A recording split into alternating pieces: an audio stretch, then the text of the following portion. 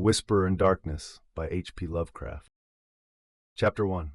Bear in mind closely that I did not see any actual visual horror at the end. To say that a mental shock was the cause of what I inferred, that last straw which sent me racing out of the lonely Akeley farmhouse and through the wild domed hills of Vermont in a commandeered motor at night, is to ignore the plainest facts of my final experience. Notwithstanding the deep extent to which I shared the information and speculations of Henry Akeley, the things I saw and heard, and the admitted vividness of the impression produced on me by these things, I cannot prove even now whether I was right or wrong in my hideous inference. For after all, Akeley's disappearance establishes nothing. People found nothing amiss in his house despite the bullet marks on the outside and inside. It was just as though he had walked out casually for a ramble in the hills and failed to return. There was not even a sign that a guest had been there, or that those horrible cylinders and machines had been stored in the study. That he had mortally feared the crowded green hills and endless trickle of brooks among which he had been born and reared means nothing at all either, for thousands are subject to just such morbid fears. Eccentricity, moreover, could easily account for his strange acts and apprehensions toward the last. The whole matter began, so far as I am concerned, with the historic and unprecedented Vermont floods of November 3rd, 1927. I was then, as now, an instructor of literature at Miskatonic University in Arkham, Massachusetts, and an enthusiastic amateur student of New England folklore. Shortly after the flood, amidst the varied reports of hardship, suffering, and organized relief which filled the press, there appeared certain odd stories of things found floating in some of the swollen rivers, so that many of my friends embarked on curious discussions and appealed to me to shed what light I could on the subject.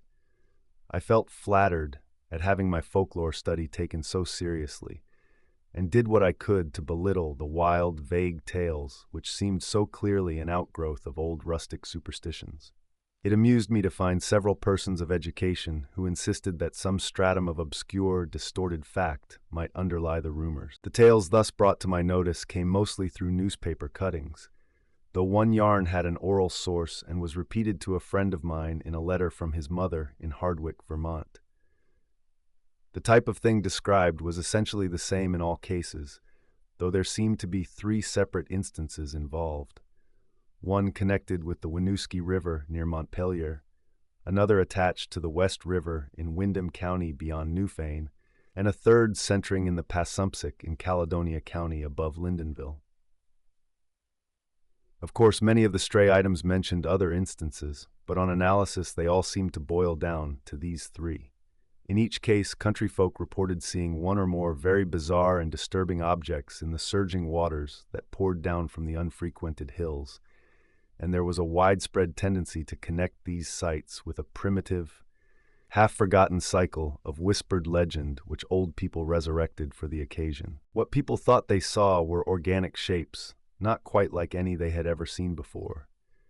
Naturally, there were many human bodies washed along by the streams in that tragic period, but those who described these strange shapes felt quite sure that they were not human, despite some superficial resemblances in size and general outline. Nor, said the witnesses, could they have been any kind of animal known to Vermont. They were pinkish things about 5 feet long, with crustaceous bodies, bearing vast pairs of dorsal fins or membranous wings and several sets of articulated limbs, and with a sort of convoluted ellipsoid, covered with multitudes of very short antennae, where a head would ordinarily be.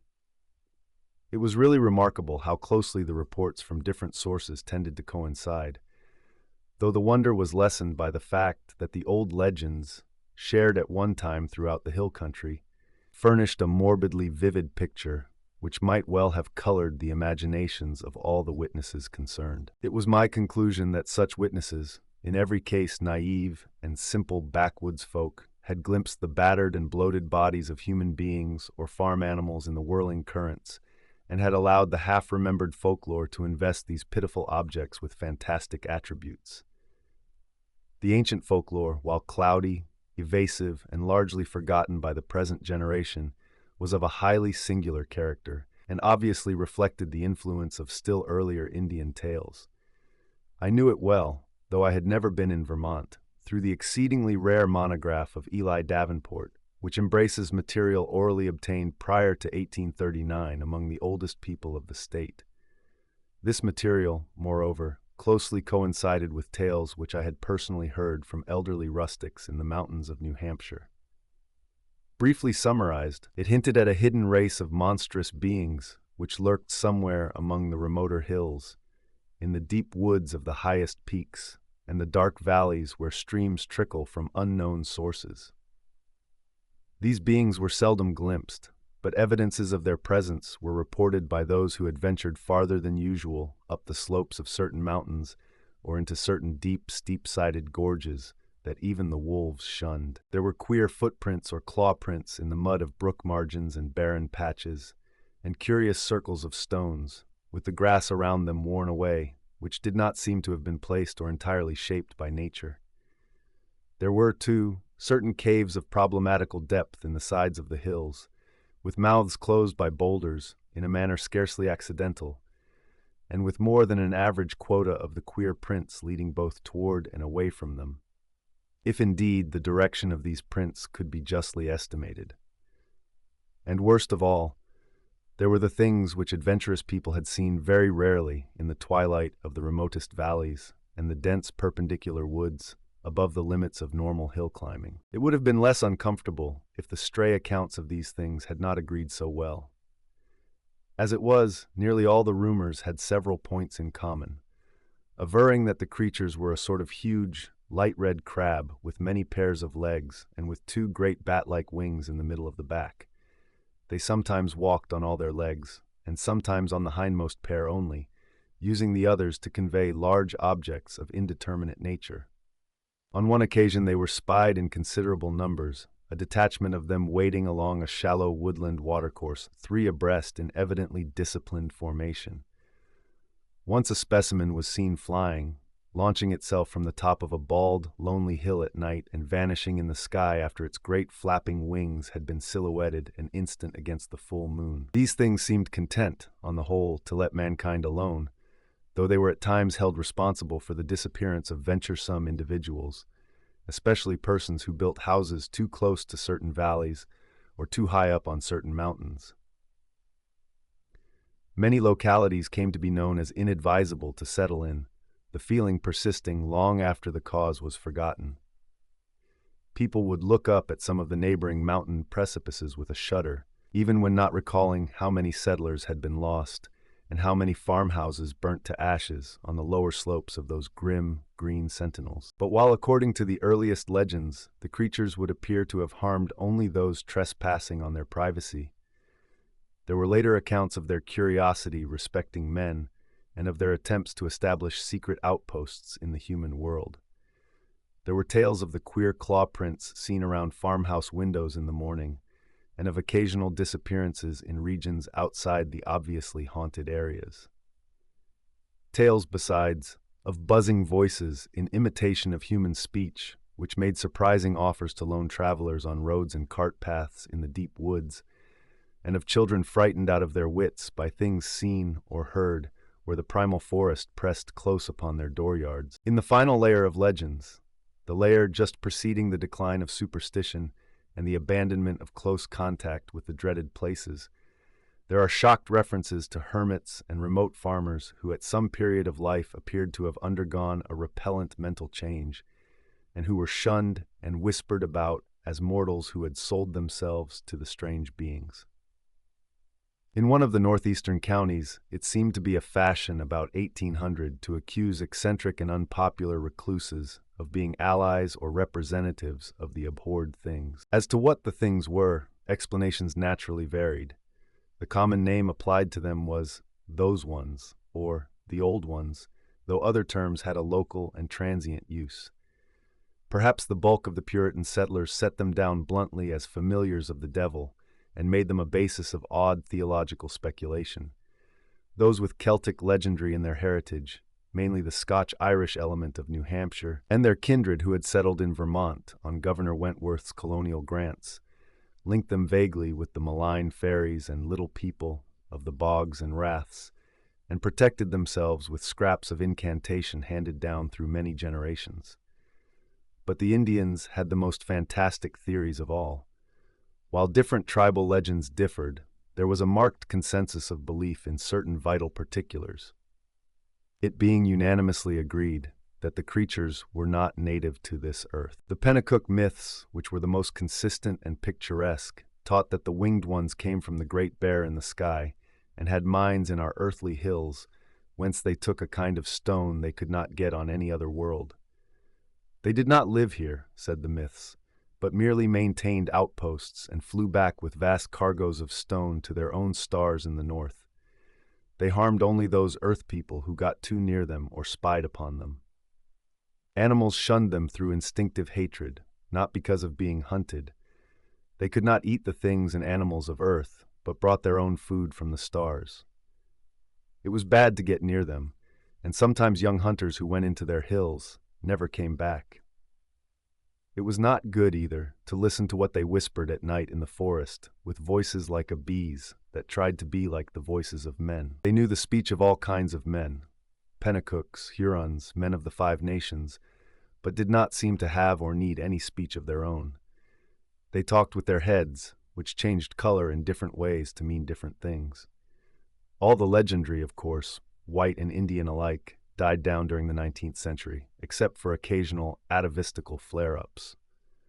The ways of the Vermonters became settled, and once their habitual paths and dwellings were established according to a certain fixed plan, they remembered less and less what fears and avoidances had determined that plan, and even that there had been any fears or avoidances. Most people simply knew that certain hilly regions were considered as highly unhealthy, unprofitable, and generally unlucky to live in, and that the farther one kept from them, the better off one usually was. In time, the ruts of custom and economic interest became so deeply cut in approved places that there was no longer any reason for going outside them, and the haunted hills were left deserted by accident rather than by design. Save during infrequent local scares, only wonder-loving grandmothers and retrospective nonagenarians ever whispered of beings dwelling in those hills. And even such whisperers admitted that there was not much to fear from those things now that they were used to the presence of houses and settlements, and now that human beings let their chosen territory severely alone. All this I had known from my reading, and from certain folk tales picked up in New Hampshire. Hence, when the flood-time rumors began to appear, I could easily guess what imaginative background had evolved them.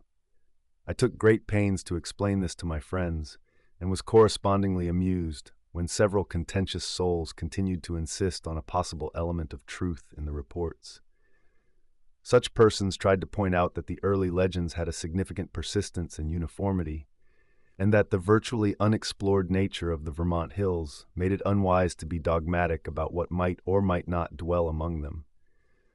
Nor could they be silenced by my assurance that all the myths were of a well-known pattern common to most of mankind, and determined by early phases of imaginative experience, which always produced the same type of delusion. It was of no use to demonstrate to such opponents that the Vermont myths differed but little in essence from those universal legends of natural personification, which filled the ancient world with fauns and dryads and satyrs, suggested the Kalakanzari of modern Greece, and gave to wild Wales and Ireland their dark hints of strange, small, and terrible hidden races of troglodytes and burrowers.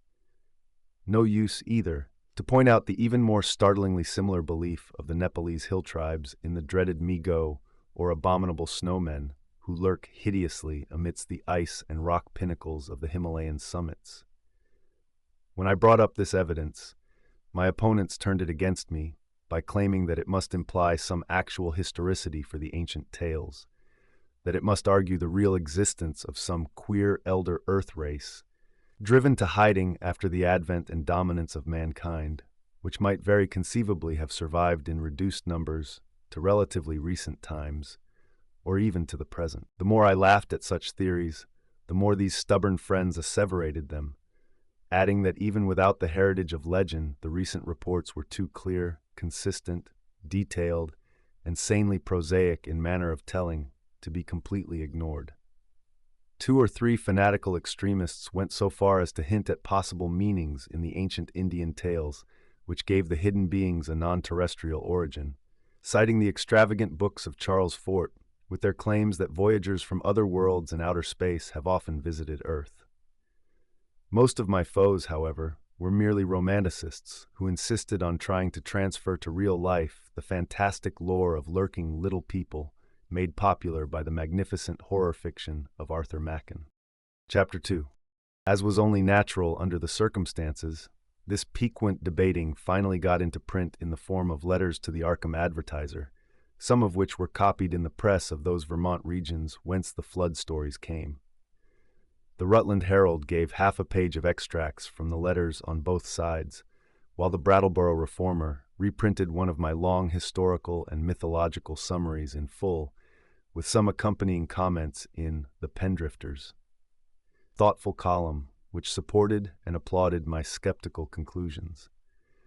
By the spring of 1928, I was almost a well-known figure in Vermont, notwithstanding the fact that I had never set foot in the state.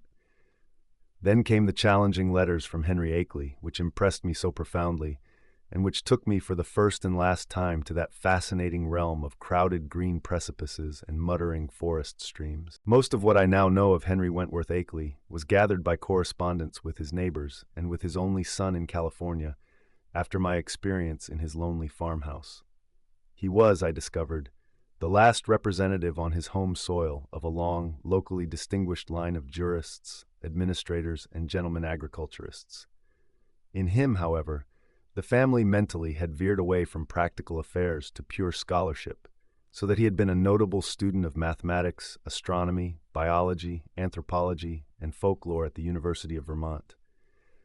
I had never previously heard of him, and he did not give many autobiographical details in his communications, but from the first I saw he was a man of character, education, and intelligence, albeit a recluse with very little worldly sophistication. Despite the incredible nature of what he claimed, I could not help at once taking Akeley more seriously than I had taken any of the other challengers of my views. For one thing, he was really close to the actual phenomena, visible and tangible, that he speculated so grotesquely about. And for another thing, he was amazingly willing to leave his conclusions in a tentative state like a true man of science. He had no personal preferences to advance, and was always guided by what he took to be solid evidence. Of course, I began by considering him mistaken, but gave him credit for being intelligently mistaken, and at no time did I emulate some of his friends in attributing his ideas and his fear of the lonely green hills to insanity. I could see that there was a great deal to the man, and knew that what he reported must surely come from strange circumstances deserving investigation, however little it might have to do with the fantastic causes he assigned. Later on, I received from him certain material proofs, which placed the matter on a somewhat different and bewilderingly bizarre basis. I cannot do better than transcribe in full, so far as is possible, the long letter in which Akeley introduced himself, and which formed such an important landmark in my own intellectual history. It is no longer in my possession, but my memory holds almost every word of its portentous message, and again I affirm my confidence in the sanity of the man who wrote it. Here is the text, a text which reached me in the cramped, archaic-looking scrawl of one who had obviously not mingled much with the world during his sedate, scholarly life. Townshend, Wyndham Co., Vermont, May 5, 1928. Albert N. Wilmarth, Esq., 1 and 18 Saltonstall St., Arkham, Mass. My dear Sir, I have read with great interest the Brattleboro Reformer's reprint, April 23, 28, of your letter on the recent stories of strange bodies seen floating in our flooded streams last fall, and on the curious folklore they so well agree with. It is easy to see why an outlander would take the position you take, and even why Pendrifter agrees with you. That is the attitude generally taken by educated persons both in and out of Vermont, and was my own attitude as a young man, I am now 57, before my studies, both general and in Davenport's book, led me to do some exploring in parts of the hills hereabouts, not usually visited. I was directed toward such studies by the queer old tales I used to hear from elderly farmers of the more ignorant sort, but now I wish I had the whole matter alone. I might say, with all proper modesty, that the subject of anthropology and folklore is by no means strange to me. I took a good deal of it at college, and am familiar with most of the standard authorities such as Tyler, Lubbock, Fraser, Quatrophages, Murray, Osborne, Keith, Boole, G. Eliot Smith, and so on. It is no news to me that tales of hidden races are as old as all mankind. I have seen the reprints of letters from you and those arguing with you in the Rutland Herald, and guess I know about where your controversy stands at the present time. What I desire to say now is that I am afraid your adversaries are nearer right than yourself, even though all reason seems to be on your side. They are nearer right than they realize themselves, for of course they go only by theory and cannot know what I know. If I knew as little of the matter as they, I would not feel justified in believing as they do. I would be wholly on your side. You can see that I'm having a hard time getting to the point, probably because I really dread getting to the point. But the upshot of the matter is that I have certain evidence that monstrous things do indeed live in the woods, on the high hills which nobody visits. I have not seen any of the things floating in the rivers as reported, but I have seen things like them under circumstances I dread to repeat. I have seen footprints, and of late have seen them nearer my own home. I live in the old Akeley place south of Townshend Village on the side of Dark Mountain, than I dare tell you now. And I have overheard voices in the woods at certain points that I will not even begin to describe on paper. At one place I heard them so much that I took a phonograph there, with a dictaphone attachment and wax blank, and I shall try to arrange to have you hear the record I got. I have run it on the machine for some of the old people up here, and one of the voices had nearly scared them paralyzed by reason of its likeness to a certain voice, that buzzing voice in the woods which Davenport mentions, that their grandmothers have told about and mimicked for them. I know what most people think of a man who tells about hearing voices, but before you draw conclusions, just listen to this record and ask some of the older backwoods people what they think of it. If you can account for it normally, very well, but there must be something behind it. Ex nihilo nihil fit, you know. Now my object in writing you is not to start an argument, but to give you information which I think a man of your tastes will find deeply interesting. This is private. Publicly I am on your side, for certain things show me that it does not do for people to know too much about these matters. My own studies are now wholly private, and I would not think of saying anything to attract people's attention and cause them to visit the places I have explored. It is true, terribly true, that there are non-human creatures watching us all the time, with spies among us gathering information.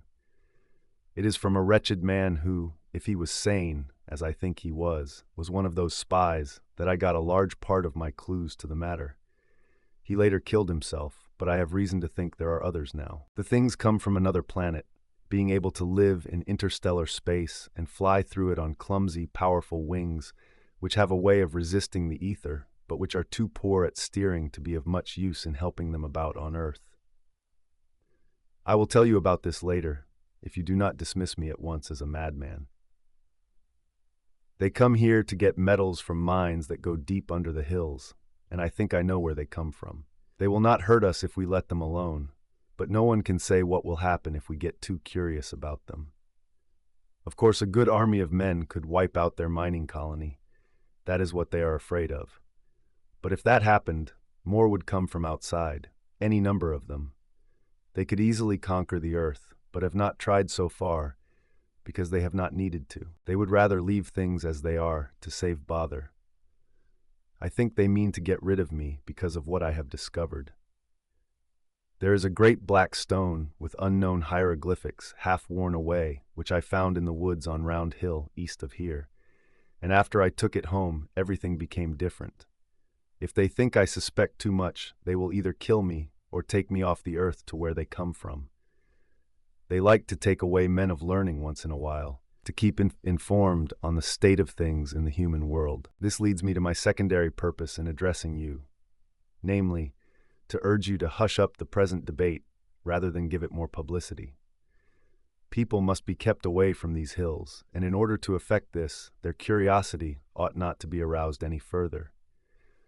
Heaven knows there is peril enough anyway, with promoters and real estate men flooding Vermont with herds of summer people to overrun the wild places and cover the hills with cheap bungalows. I shall welcome further communication with you, and shall try to send you that phonograph record and black stone, which is so worn that photographs don't shew much, by express if you are willing.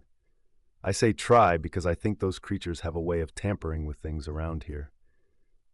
There is a sullen, furtive fellow named Brown on a farm near the village, who I think is their spy. Little by little, they are trying to cut me off from our world because I know too much about their world. They have the most amazing way of finding out what I do. You may not even get this letter. I think I shall have to leave this part of the country and go to live with my son in San Diego, Cal, if things get any worse. But it is not easy to give up the place you were born in and where your family has lived for 6 generations.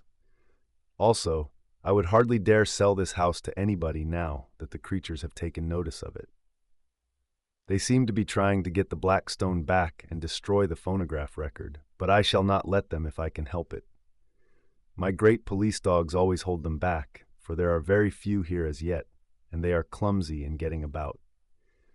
As I have said, their wings are not much use for short flights on Earth. I am on the very brink of deciphering that stone, in a very terrible way, and with your knowledge of folklore, you may be able to supply missing links enough to help me.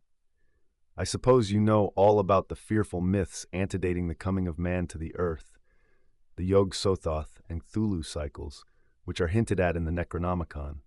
I had access to a copy of that once, and hear that you have one in your college library under lock and key. To conclude, Mr. Wilmarth, I think that with our respective studies, we can be very useful to each other. I don't wish to put you in any peril, and suppose I ought to warn you that possession of the stone and the record won't be very safe, but I think you will find any risks worth running for the sake of knowledge. I will drive down to Newfane or Brattleboro to send whatever you authorize me to send, for the express offices there are more to be trusted. I might say that I live quite alone now, since I can't keep hired help anymore. They won't stay because of the things that try to get near the house at night, and that keep the dogs barking continually. I'm glad I didn't get as deep as this into the business while my wife was alive, for it would have driven her mad. Hoping that I'm not bothering you unduly, and that you will decide to get in touch with me, rather than throw this letter into the wastebasket as a madman's raving, I am yours, very truly, Henry Akeley. P.S. I am making some extra prints of certain photographs taken by me, which I think will help to prove a number of the points I have touched on. The old people think they are monstrously true. I shall send you these very soon if you are interested. H.W.A. It would be difficult to describe my sentiments upon reading this strange document for the first time. By all ordinary rules, I ought to have laughed more loudly at these extravagances than at the far milder theories which had previously moved me to mirth. Yet something in the tone of the letter made me take it with paradoxical seriousness. Not that I believed for a moment in the hidden race from the stars which my correspondent spoke of, but that, after some grave preliminary doubts, I grew to feel oddly sure of his sanity and sincerity, and of his confrontation by some genuine though singular and abnormal phenomenon which he could not explain except in this imaginative way. It could not be as he thought it, I reflected. Yet on the other hand, it could not be otherwise than worthy of investigation. The man seemed unduly excited and alarmed about something, but it was hard to think that all cause was lacking. He was so specific and logical in certain ways, and after all, his yarn did fit in so perplexingly well with some of the old myths, even the wildest Indian legends.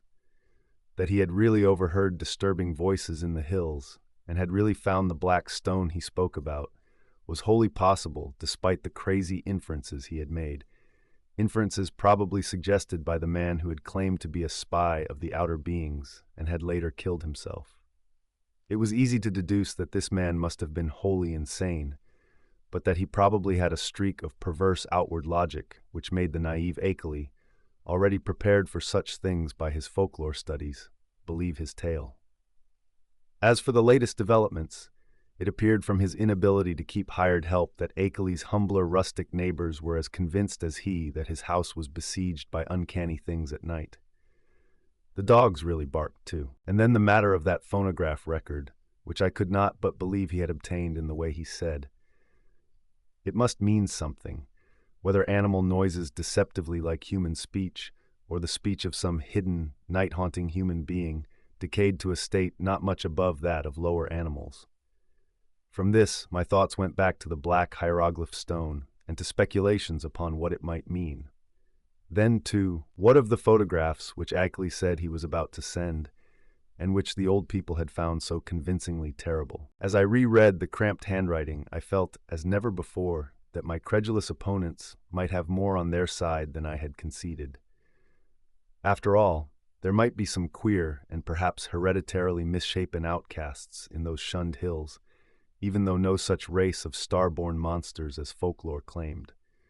And if there were, then the presence of strange bodies in the flooded streams would not be wholly beyond belief. Was it too presumptuous to suppose that both the old legends and the recent reports had this much of reality behind them?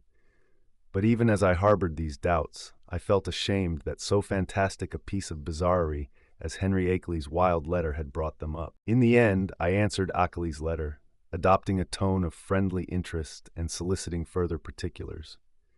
His reply came almost by return mail, and contained, true to promise, a number of Kodak views of scenes and objects illustrating what he had to tell.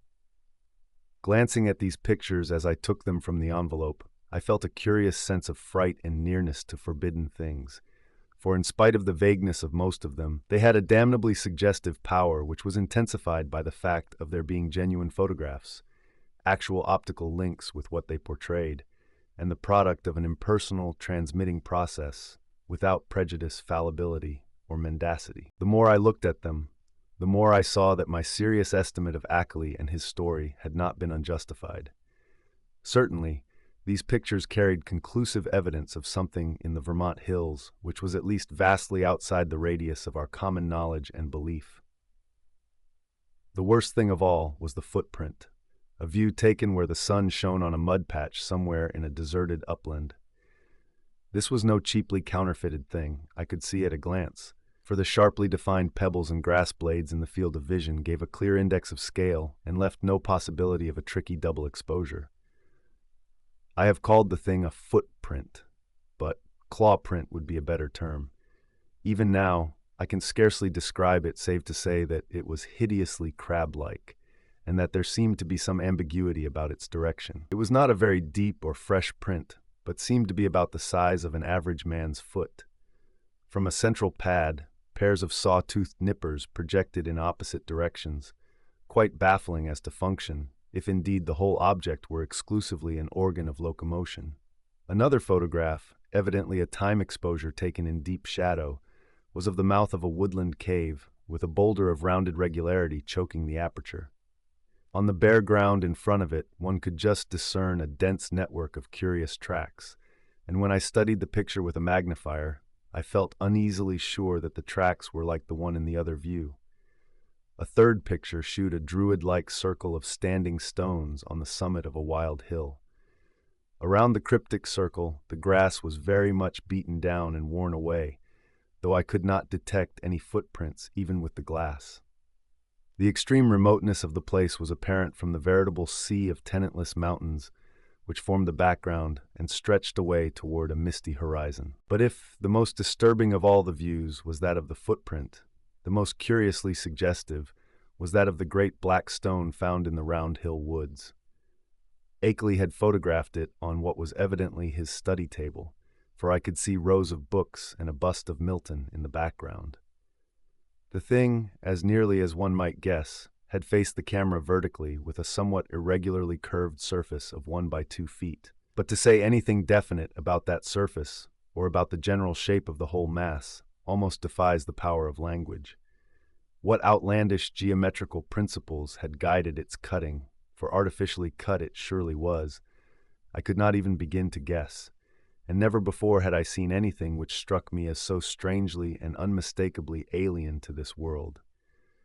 Of the hieroglyphics on the surface, I could discern very few, but one or two that I did see gave me rather a shock. Of course they might be fraudulent, for others besides myself had read the monstrous and abhorred Necronomicon of the mad Arab Abdul al-Hazred, but it nevertheless made me shiver to recognize certain ideographs which study had taught me to link with the most blood-curdling and blasphemous whispers of things that had had a kind of mad half-existence before the Earth and the other inner worlds of the solar system were made. Of the 5 remaining pictures, 3 were of swamp and hill scenes, which seemed to bear traces of hidden and unwholesome tenancy.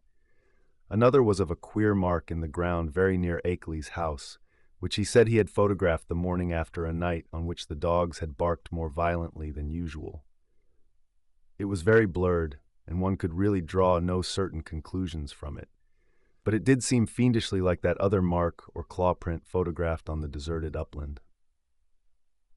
The final picture was of the Akely place itself, a trim white house of 2 stories and attic, about a century and a quarter old, and with a well-kept lawn and stone-bordered path leading up to a tastefully carved Georgian doorway. There were several huge police dogs on the lawn, squatting near a pleasant-faced man with a close-cropped gray beard whom I took to be Akeley himself, his own photographer, one might infer from the tube-connected bulb in his right hand. From the pictures I turned to the bulky, closely written letter itself, and for the next 3 hours was immersed in a gulf of unutterable horror. Where Akeley had given only outlines before, he now entered into minute details, presenting long transcripts of words overheard in the woods at night, long accounts of monstrous pinkish forms spied in thickets at twilight on the hills, and a terrible cosmic narrative derived from the application of profound and varied scholarship to the endless bygone discourses of the mad self-styled spy who had killed himself. I found myself faced by names and terms that I had heard elsewhere in the most hideous of connections.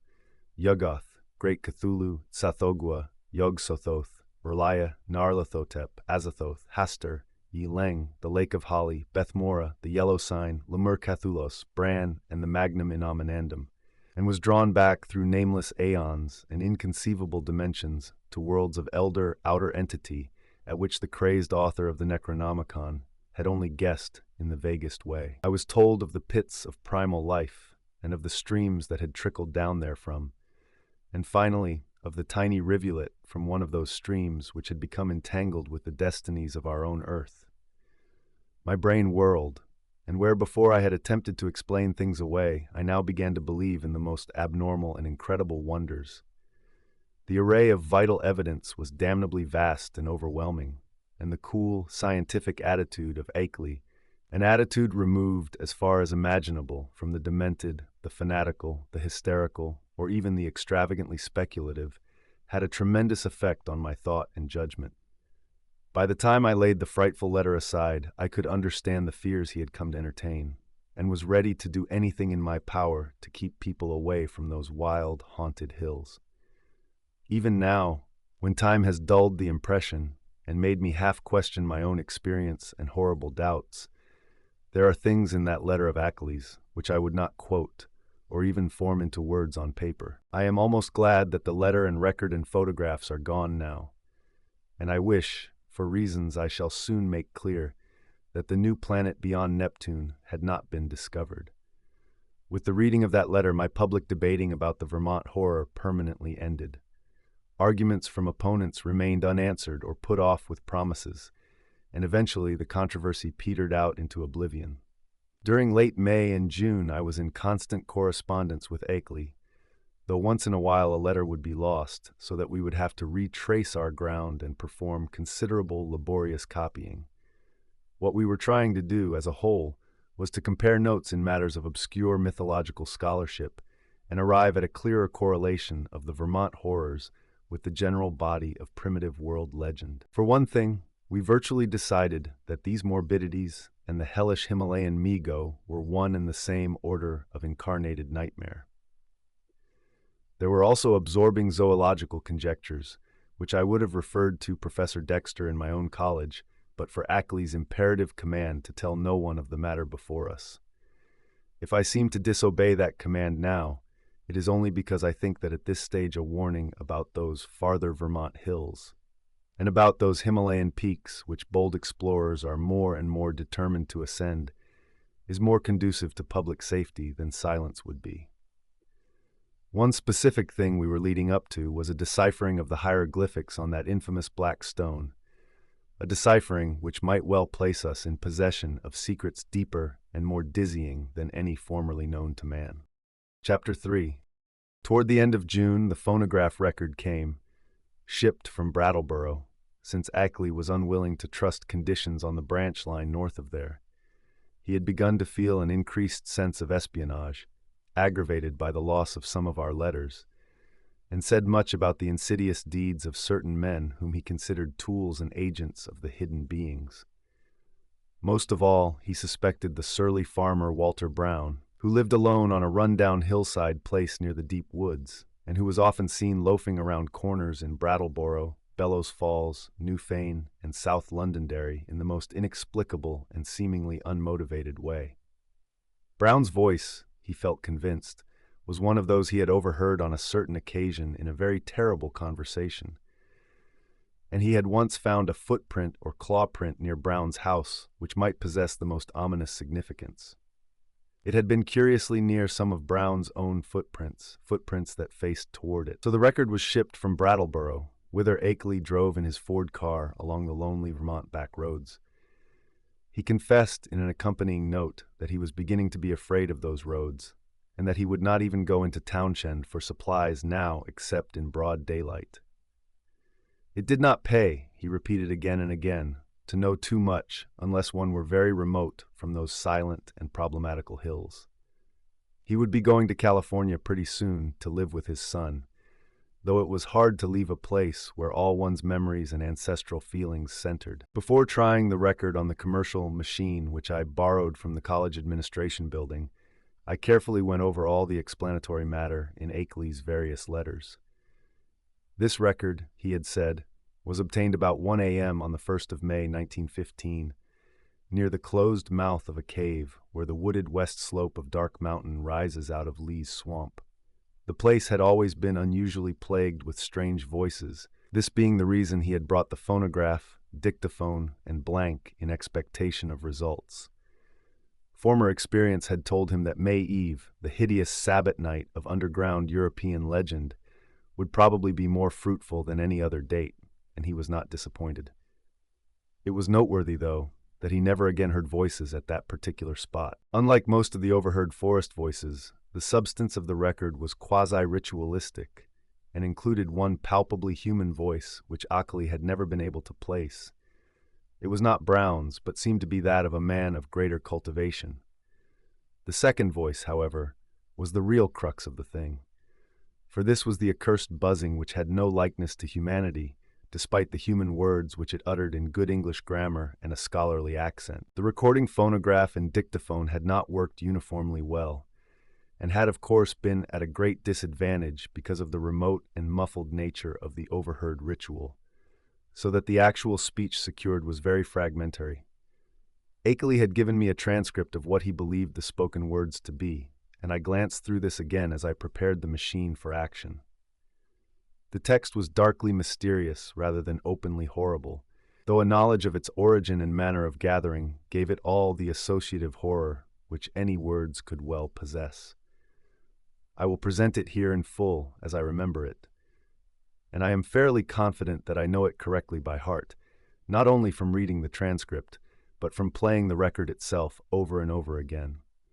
It is not a thing which one might readily forget. A cultivated male human voice is the Lord of the Woods, even to, and the gifts of the men of Leng, so from the wells of night to the gulfs of space, and from the gulfs of space to the wells of night, ever the praises of great Thulu, of Sathagwa, and of him who is not to be named. Ever their praises and abundance to the black goat of the woods. Shub-Niggurath, the goat with 1,000 young, a buzzing imitation of human speech. Shub-Niggurath, the black goat of the woods with 1,000 young. And it has come to pass that the Lord of the Woods, being 7 and 9 down the onyx steps, buttes to him in the gulf Azathoth, he of whom thou hast taught us marvels, on the wings of night out beyond space, out beyond to that whereof Yugoth is the youngest child, rolling alone in black ether at the rim. Go out among men and find the ways thereof, that he in the gulf may know. To Nyarlathotep, mighty messenger, must all things be told. And he shall put on the semblance of men, the waxen mask and the robe that hides, and come down from the world of seven suns to mock human voice.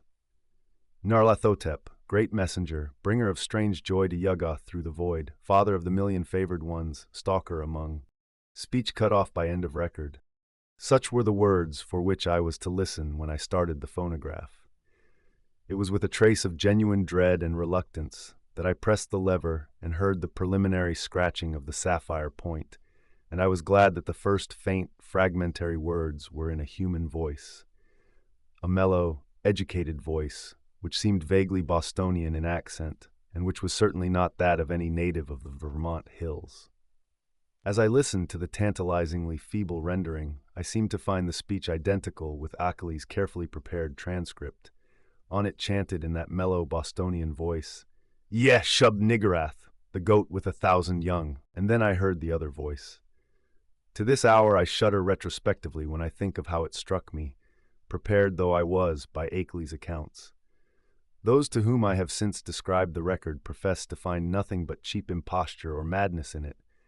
But could they have heard the accursed thing itself, or read the bulk of Akeley's correspondence, especially that terrible and encyclopedic second letter, I know they would think differently. It is, after all, a tremendous pity that I did not disobey Akeley and play the record for others. A tremendous pity, too, that all of his letters were lost. To me, with my first-hand impression of the actual sounds, and with my knowledge of the background and surrounding circumstances, the voice was a monstrous thing. It swiftly followed the human voice in ritualistic response, but in my imagination it was a morbid echo winging its way across unimaginable abysses from unimaginable outer hells. It is more than 2 years now since I last ran off that blasphemous waxen cylinder, but at this moment, and at all other moments, I can still hear that feeble, fiendish buzzing as it reached me for the first time. "Yeh, Shub Niggurath, the black goat of the woods with 1,000 young." But though that voice is always in my ears, I have not even yet been able to analyze it well enough for a graphic description. It was like the drone of some loathsome, gigantic insect ponderously shaped into the articulate speech of an alien species, and I am perfectly certain that the organs producing it can have no resemblance to the vocal organs of man, or indeed to those of any of the mammalia. There were singularities in timbre, range, and overtones, which placed this phenomenon wholly outside the sphere of humanity and earth life. Its sudden advent that first time almost stunned me, and I heard the rest of the record through in a sort of abstracted daze. When the longer passage of buzzing came, there was a sharp intensification of that feeling of blasphemous infinity which had struck me during the shorter and earlier passage. At last the record ended abruptly, during an unusually clear speech of the human and Bostonian voice, but I sat stupidly staring long after the machine had automatically stopped. I hardly need say that I gave that shocking record many another playing, and that I made exhaustive attempts at analysis and comment in comparing notes with Akely. It would be both useless and disturbing to repeat here all that we concluded, but I may hint that we agreed in believing we had secured a clue to the source of some of the most repulsive primordial customs in the cryptic elder religions of mankind. It seemed plain to us also that there were ancient and elaborate alliances between the hidden outer creatures and certain members of the human race. How extensive these alliances were, and how their state today might compare with their state in earlier ages, we had no means of guessing. Yet at best there was room for a limitless amount of horrified speculation. There seemed to be an awful, immemorial linkage in several definite stages betwixt man and nameless infinity. The blasphemies which appeared on Earth, it was hinted, came from the dark planet Yuggoth, at the rim of the solar system. But this was itself merely the populous outpost of a frightful interstellar race whose ultimate source must lie far outside even the Einsteinian space-time continuum, or greatest known cosmos. Meanwhile, we continued to discuss the Black Stone and the best way of getting it to Arkham, Akeley deeming it inadvisable to have me visit him at the scene of his nightmare studies. For some reason or other, Akeley was afraid to trust the thing to any ordinary or expected transportation route. His final idea was to take it across county to Bellows Falls and ship it on the Boston and Maine system through Keene and Winchendon and Fitchburg, even though this would necessitate his driving along somewhat lonelier and more forest-traversing hill roads than the main highway to Brattleboro. He said he had noticed a man around the express office at Brattleboro when he had sent the phonograph record, whose actions and expression had been far from reassuring. This man had seemed too anxious to talk with the clerks, and had taken the train on which the record was shipped. Akeley confessed that he had not felt strictly at ease about that record until he heard from me of its safe receipt. About this time, the second week in July, another letter of mine went astray, as I learned through an anxious communication from Akeley. After that, he told me to address him no more at Townshend, but to send all mail in care of the general delivery at Brattleboro, whither he would make frequent trips either in his car or on the motor coach line, which had lately replaced passenger service on the lagging branch railway. I could see that he was getting more and more anxious, for he went into much detail about the increased barking of the dogs on moonless nights, and about the fresh claw prints he sometimes found in the road and in the mud at the back of his farmyard when morning came. Once he told about a veritable army of prints drawn up in a line facing an equally thick and resolute line of dog tracks, and sent a loathsomely disturbing Kodak picture to prove it. That was after a night on which the dogs had outdone themselves in barking and howling. On the morning of Wednesday, July 18th, I received a telegram from Bellows Falls in which Akeley said he was expressing the Blackstone over the B&M on train number 5508, leaving Bellows Falls at 12:15 p.m. Standard Time and due at the North Station in Boston at 4:12 p.m. It ought, I calculated, to get up to Arkham at least by the next noon, and accordingly I stayed in all Thursday morning to receive it. But noon came and went without its advent, and when I telephoned down to the express office, I was informed that no shipment for me had arrived. My next act, performed amidst a growing alarm, was to give a long-distance call to the express agent at the Boston North Station, and I was scarcely surprised to learn that my consignment had not appeared. Train number 5508 had pulled in only 35 minutes late on the day before, but had contained no box addressed to me. The agent promised, however, to institute a searching inquiry, and I ended the day by sending Akeley a night letter outlining the situation. With commendable promptness, a report came from the Boston office on the following afternoon, the agent telephoning as soon as he learned the facts. It seemed that the railway express clerk on number 5508 had been able to recall an incident which might have much bearing on my loss, an argument with a very curious-voiced man, lean, sandy, and rustic-looking, when the train was waiting at Keene NH shortly after 1 o'clock Standard Time. The man, he said, was greatly excited about a heavy box which he claimed to expect, but which was neither on the train nor entered on the company's books. He had given the name of Stanley Adams, and had had such a queerly thick, droning voice that it made the clerk abnormally dizzy and sleepy to listen to him. The clerk could not remember quite how the conversation had ended, but recalled starting into a fuller awakeness when the train began to move. The Boston agent added that this clerk was a young man of wholly unquestioned veracity and reliability, of known antecedents and long with the company. That evening I went to Boston to interview the clerk in person, having obtained his name and address from the office. He was a frank, prepossessing fellow, but I saw that he could add nothing to his original account. Oddly, he was scarcely sure that he could even recognize the strange inquirer again. Realizing that he had no more to tell, I returned to Arkham and sat up till morning writing letters to Akely, to the express company, and to the police department and station agent in Keene. I felt that the strange-voiced man who had so queerly affected the clerk must have a pivotal place in the ominous business, and hoped that Keene station employees and telegraph office records might tell something about him and about how he happened to make his inquiry when and where he did. I must admit, however, that all my investigations came to nothing. The queer-voiced man had indeed been noticed around the Keene station in the early afternoon of July 18th, and one lounger seemed to couple him vaguely with a heavy box. but he was altogether unknown and had not been seen before or since. He had not visited the telegraph office or received any message so far as could be learned, nor had any message which might justly be considered a notice of the Blackstone's presence on number 5508 come through the office for anyone. Naturally, Akeley joined with me in conducting these inquiries, and even made a personal trip to Keene to question the people around the station. But his attitude toward the matter was more fatalistic than mine. He seemed to find the loss of the box a portentous and menacing fulfillment of inevitable tendencies, and had no real hope at all of its recovery. He spoke of the undoubted telepathic and hypnotic powers of the hill creatures and their agents, and in one letter hinted that he did not believe the stone was on this earth any longer. For my part, I was duly enraged, for I had felt there was at least a chance of learning profound and astonishing things from the old, blurred hieroglyphs. The matter would have rankled bitterly in my mind had not Akeley's immediate subsequent letters brought up a new phase of the whole horrible hill problem, which at once seized all my attention. Chapter 4.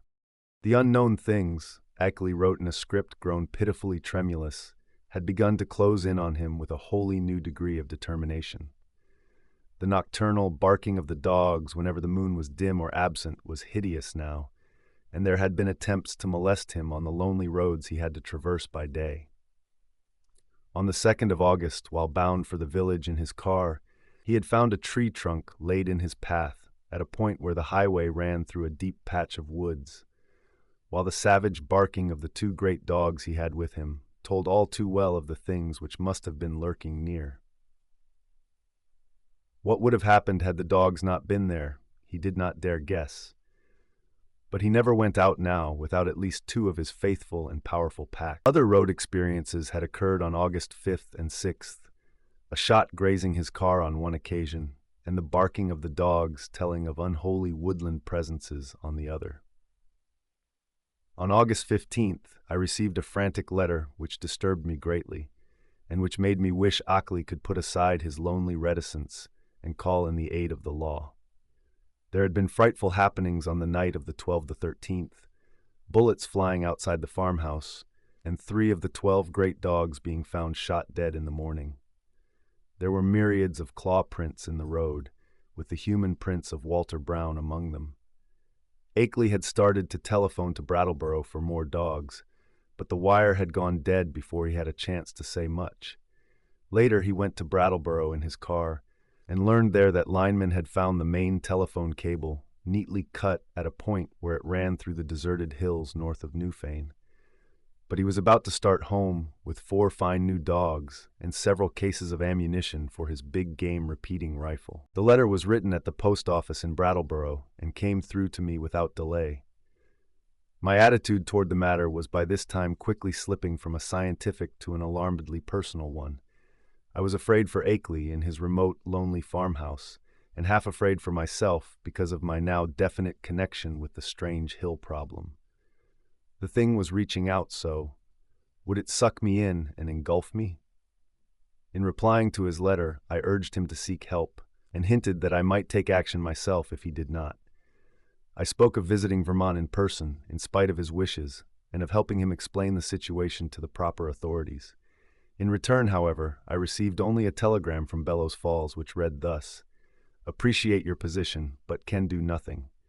Take no action yourself, for it could only harm both. Wait for explanation. Henry Akely." But the affair was steadily deepening. Upon my replying to the telegram, I received a shaky note from Akely with the astonishing news that he had not only never sent the wire, but had not received the letter from me, to which it was an obvious reply. Hasty inquiries by him at Bellows Falls had brought out that the message was deposited by a strange sandy-haired man with a curiously thick, droning voice, though more than this he could not learn. The clerk shewed him the original text as scrawled in pencil by the sender, but the handwriting was wholly unfamiliar. It was noticeable that the signature was misspelled, Akeley, without the second E. Certain conjectures were inevitable, but amidst the obvious crisis he did not stop to elaborate upon them. He spoke of the death of more dogs and the purchase of still others, and of the exchange of gunfire which had become a settled feature each moonless night. Brown's prints, and the prints of at least one or two more shod human figures, were now found regularly among the claw prints in the road and at the back of the farmyard. It was, Akeley admitted, a pretty bad business, and before long he would probably have to go to live with his California son, whether or not he could sell the old place. But it was not easy to leave the only spot one could really think of as home. He must try to hang on a little longer. Perhaps he could scare off the intruders, especially if he openly gave up all further attempts to penetrate their secret. Writing Akeley at once, I renewed my offers of aid, and spoke again of visiting him and helping him convince the authorities of his dire peril. In his reply, he seemed less set against that plan than his past attitude would have led one to predict, but said he would like to hold off a little while longer, long enough to get his things in order and reconcile himself to the idea of leaving an almost morbidly cherished birthplace. People looked askance at his studies and speculations, and it would be better to get quietly off without setting the countryside in a turmoil and creating widespread doubts of his own sanity. He had had enough, he admitted, but he wanted to make a dignified exit if he could. This letter reached me on the 28th of August, and I prepared and mailed as encouraging a reply as I could. Apparently, the encouragement had effect, for Akely had fewer terrors to report when he acknowledged my note. He was not very optimistic, though, and expressed the belief that it was only the full moon season which was holding the creatures off. He hoped there would not be many densely cloudy nights, and talked vaguely of boarding in Brattleboro when the moon waned. Again I wrote him encouragingly, but on September 5th there came a fresh communication which had obviously crossed my letter in the mails, and to this I could not give any such hopeful response. In view of its importance, I believe I had better give it in full, as best I can do from memory of the shaky script. It ran substantially as follows. Monday. Dear Wilmarth, a rather discouraging P.S. to my last. Last night was thickly cloudy, though no rain, and not a bit of moonlight got through. Things were pretty bad, and I think the end is getting near, in spite of all we have hoped. After midnight, something landed on the roof of the house, and the dogs all rushed up to see what it was. I could hear them snapping and tearing around, and then one managed to get on the roof by jumping from the low L. There was a terrible fight up there, and I heard a frightful buzzing which I'll never forget. And then there was a shocking smell. About the same time bullets came through the window and nearly grazed me.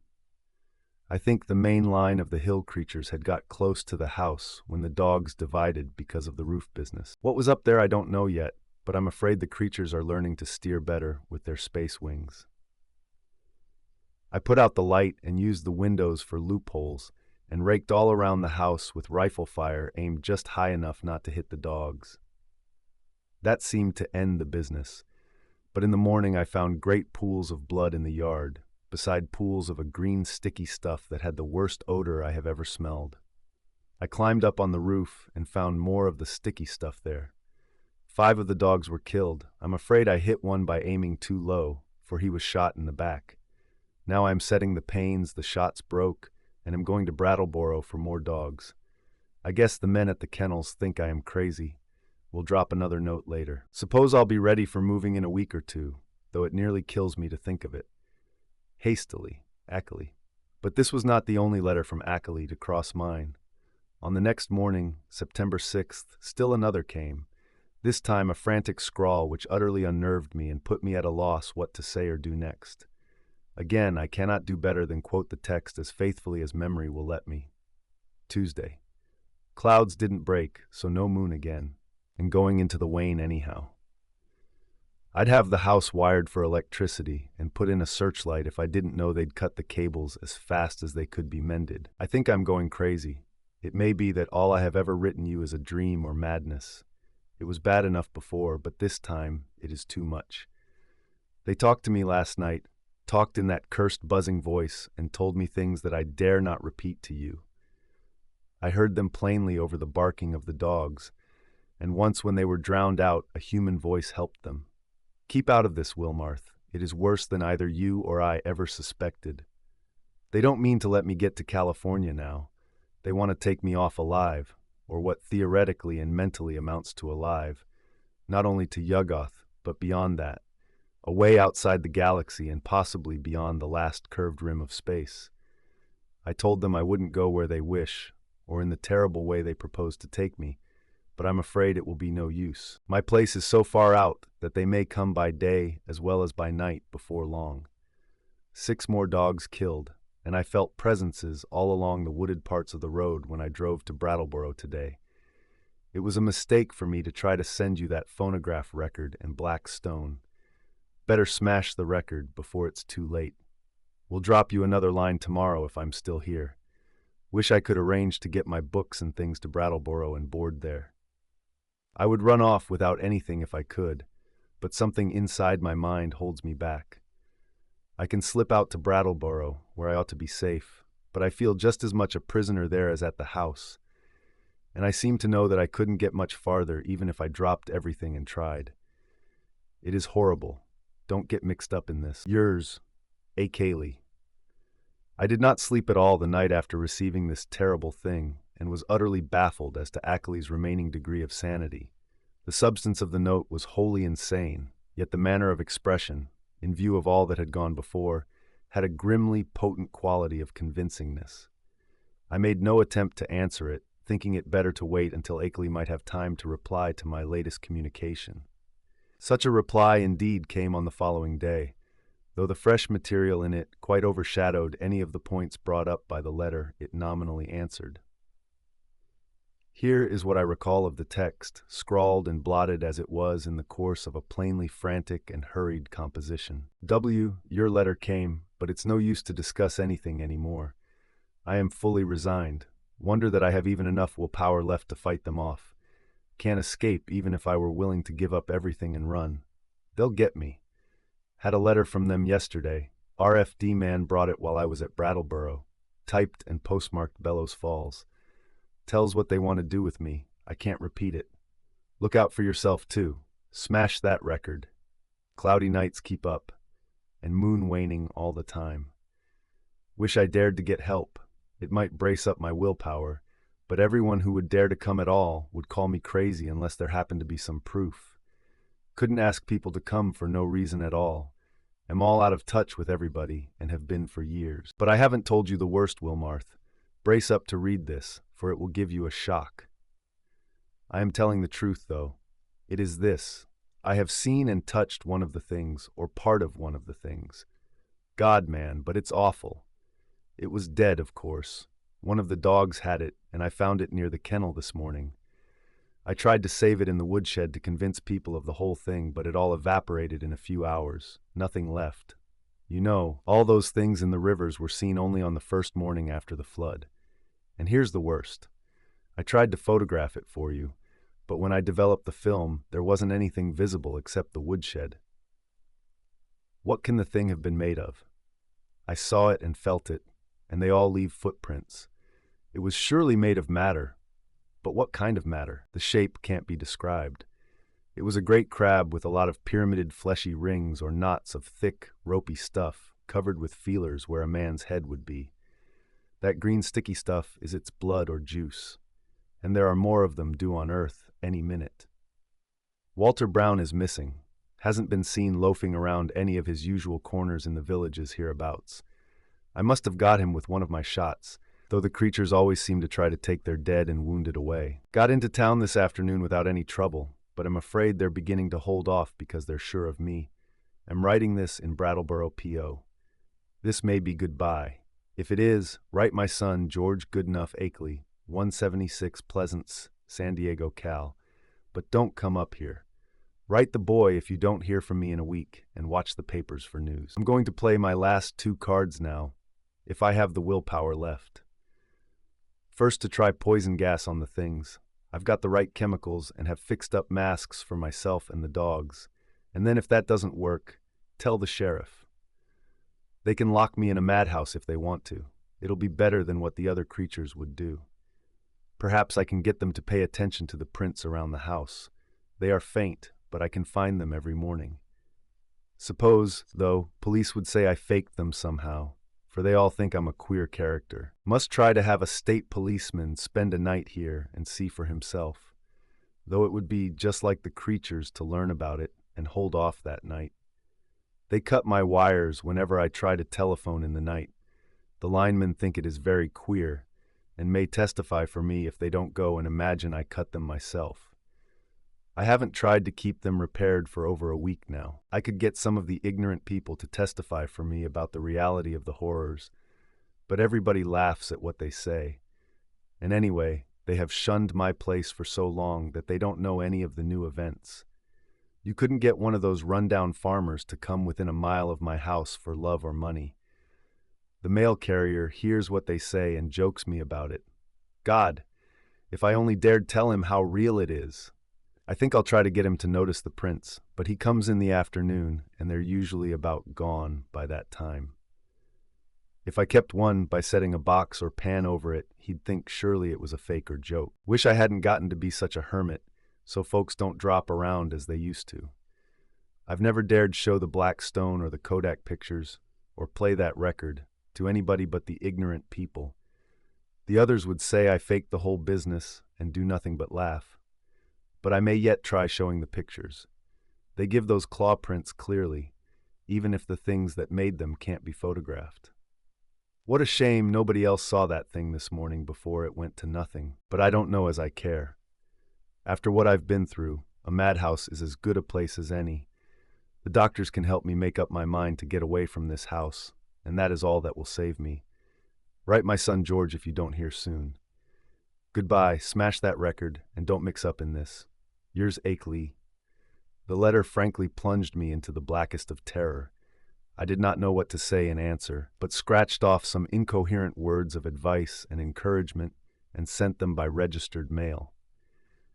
I recall urging Akely to move to Brattleboro at once and place himself under the protection of the authorities, adding that I would come to that town with the phonograph record and help convince the courts of his sanity. It was time, too, I think I wrote, to alarm the people generally against this thing in their midst. It will be observed that at this moment of stress, my own belief in all Akeley had told and claimed was virtually complete.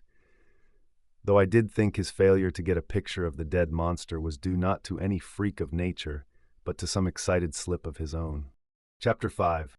Then, apparently crossing my incoherent note and reaching me Saturday afternoon, September 8th, came that curiously different and calming letter, neatly typed on a new machine. That strange letter of reassurance and invitation, which must have marked so prodigious a transition in the whole nightmare drama of the lonely hills. Again I will quote from memory, seeking for special reasons to preserve as much of the flavor of the style as I can. It was postmarked Bellows Falls, and the signature as well as the body of the letter was typed, as is frequent with beginners in typing. The text, though, was marvelously accurate for a tyro's work, and I concluded that Akeley must have used a machine at some previous period, perhaps in college. To say that the letter relieved me would be only fair, yet beneath my relief lay a substratum of uneasiness. If Akeley had been sane in his terror, was he now sane in his deliverance, and the sort of improved rapport mentioned? What was it? The entire thing implied such a diametrical reversal of Akeley's previous attitude. But here is the substance of the text, carefully transcribed from a memory in which I take some pride. Townshend, Vermont, Thursday, September 6, 1928. My dear Wilmarth, it gives me great pleasure to be able to set you at rest regarding all the silly things I've been writing you. I say silly, although by that I mean my frightened attitude rather than my descriptions of certain phenomena. Those phenomena are real and important enough. My mistake had been in establishing an anomalous attitude toward them. I think I mentioned that my strange visitors were beginning to communicate with me, and to attempt such communication. Last night, this exchange of speech became actual. In response to certain signals, I admitted to the house a messenger from those outside, a fellow human, let me hasten to say. He told me much that neither you nor I had even begun to guess, and shewed clearly how totally we had misjudged and misinterpreted the purpose of the Outer Ones in maintaining their secret colony on this planet. It seems that the evil legends about what they have offered to men, and what they wish in connection with the earth, are wholly the result of an ignorant misconception of allegorical speech. Speech, of course, molded by cultural backgrounds and thought habits vastly different from anything we dream of. My own conjectures, I freely own, shot as widely past the mark as any of the guesses of illiterate farmers and savage Indians. What I had thought morbid and shameful and ignominious is in reality awesome and mind-expanding and even glorious, my previous estimate being merely a phase of man's eternal tendency to hate and fear and shrink from the utterly different. Now I regret the harm I have inflicted upon these alien and incredible beings in the course of our nightly skirmishes. If only I had consented to talk peacefully and reasonably with them in the first place. But they bear me no grudge, their emotions being organized very differently from ours. It is their misfortune to have had as their human agents in Vermont some very inferior specimens, the late Walter Brown, for example. He prejudiced me vastly against them. Actually, they have never knowingly harmed men, but have often been cruelly wronged and spied upon by our species.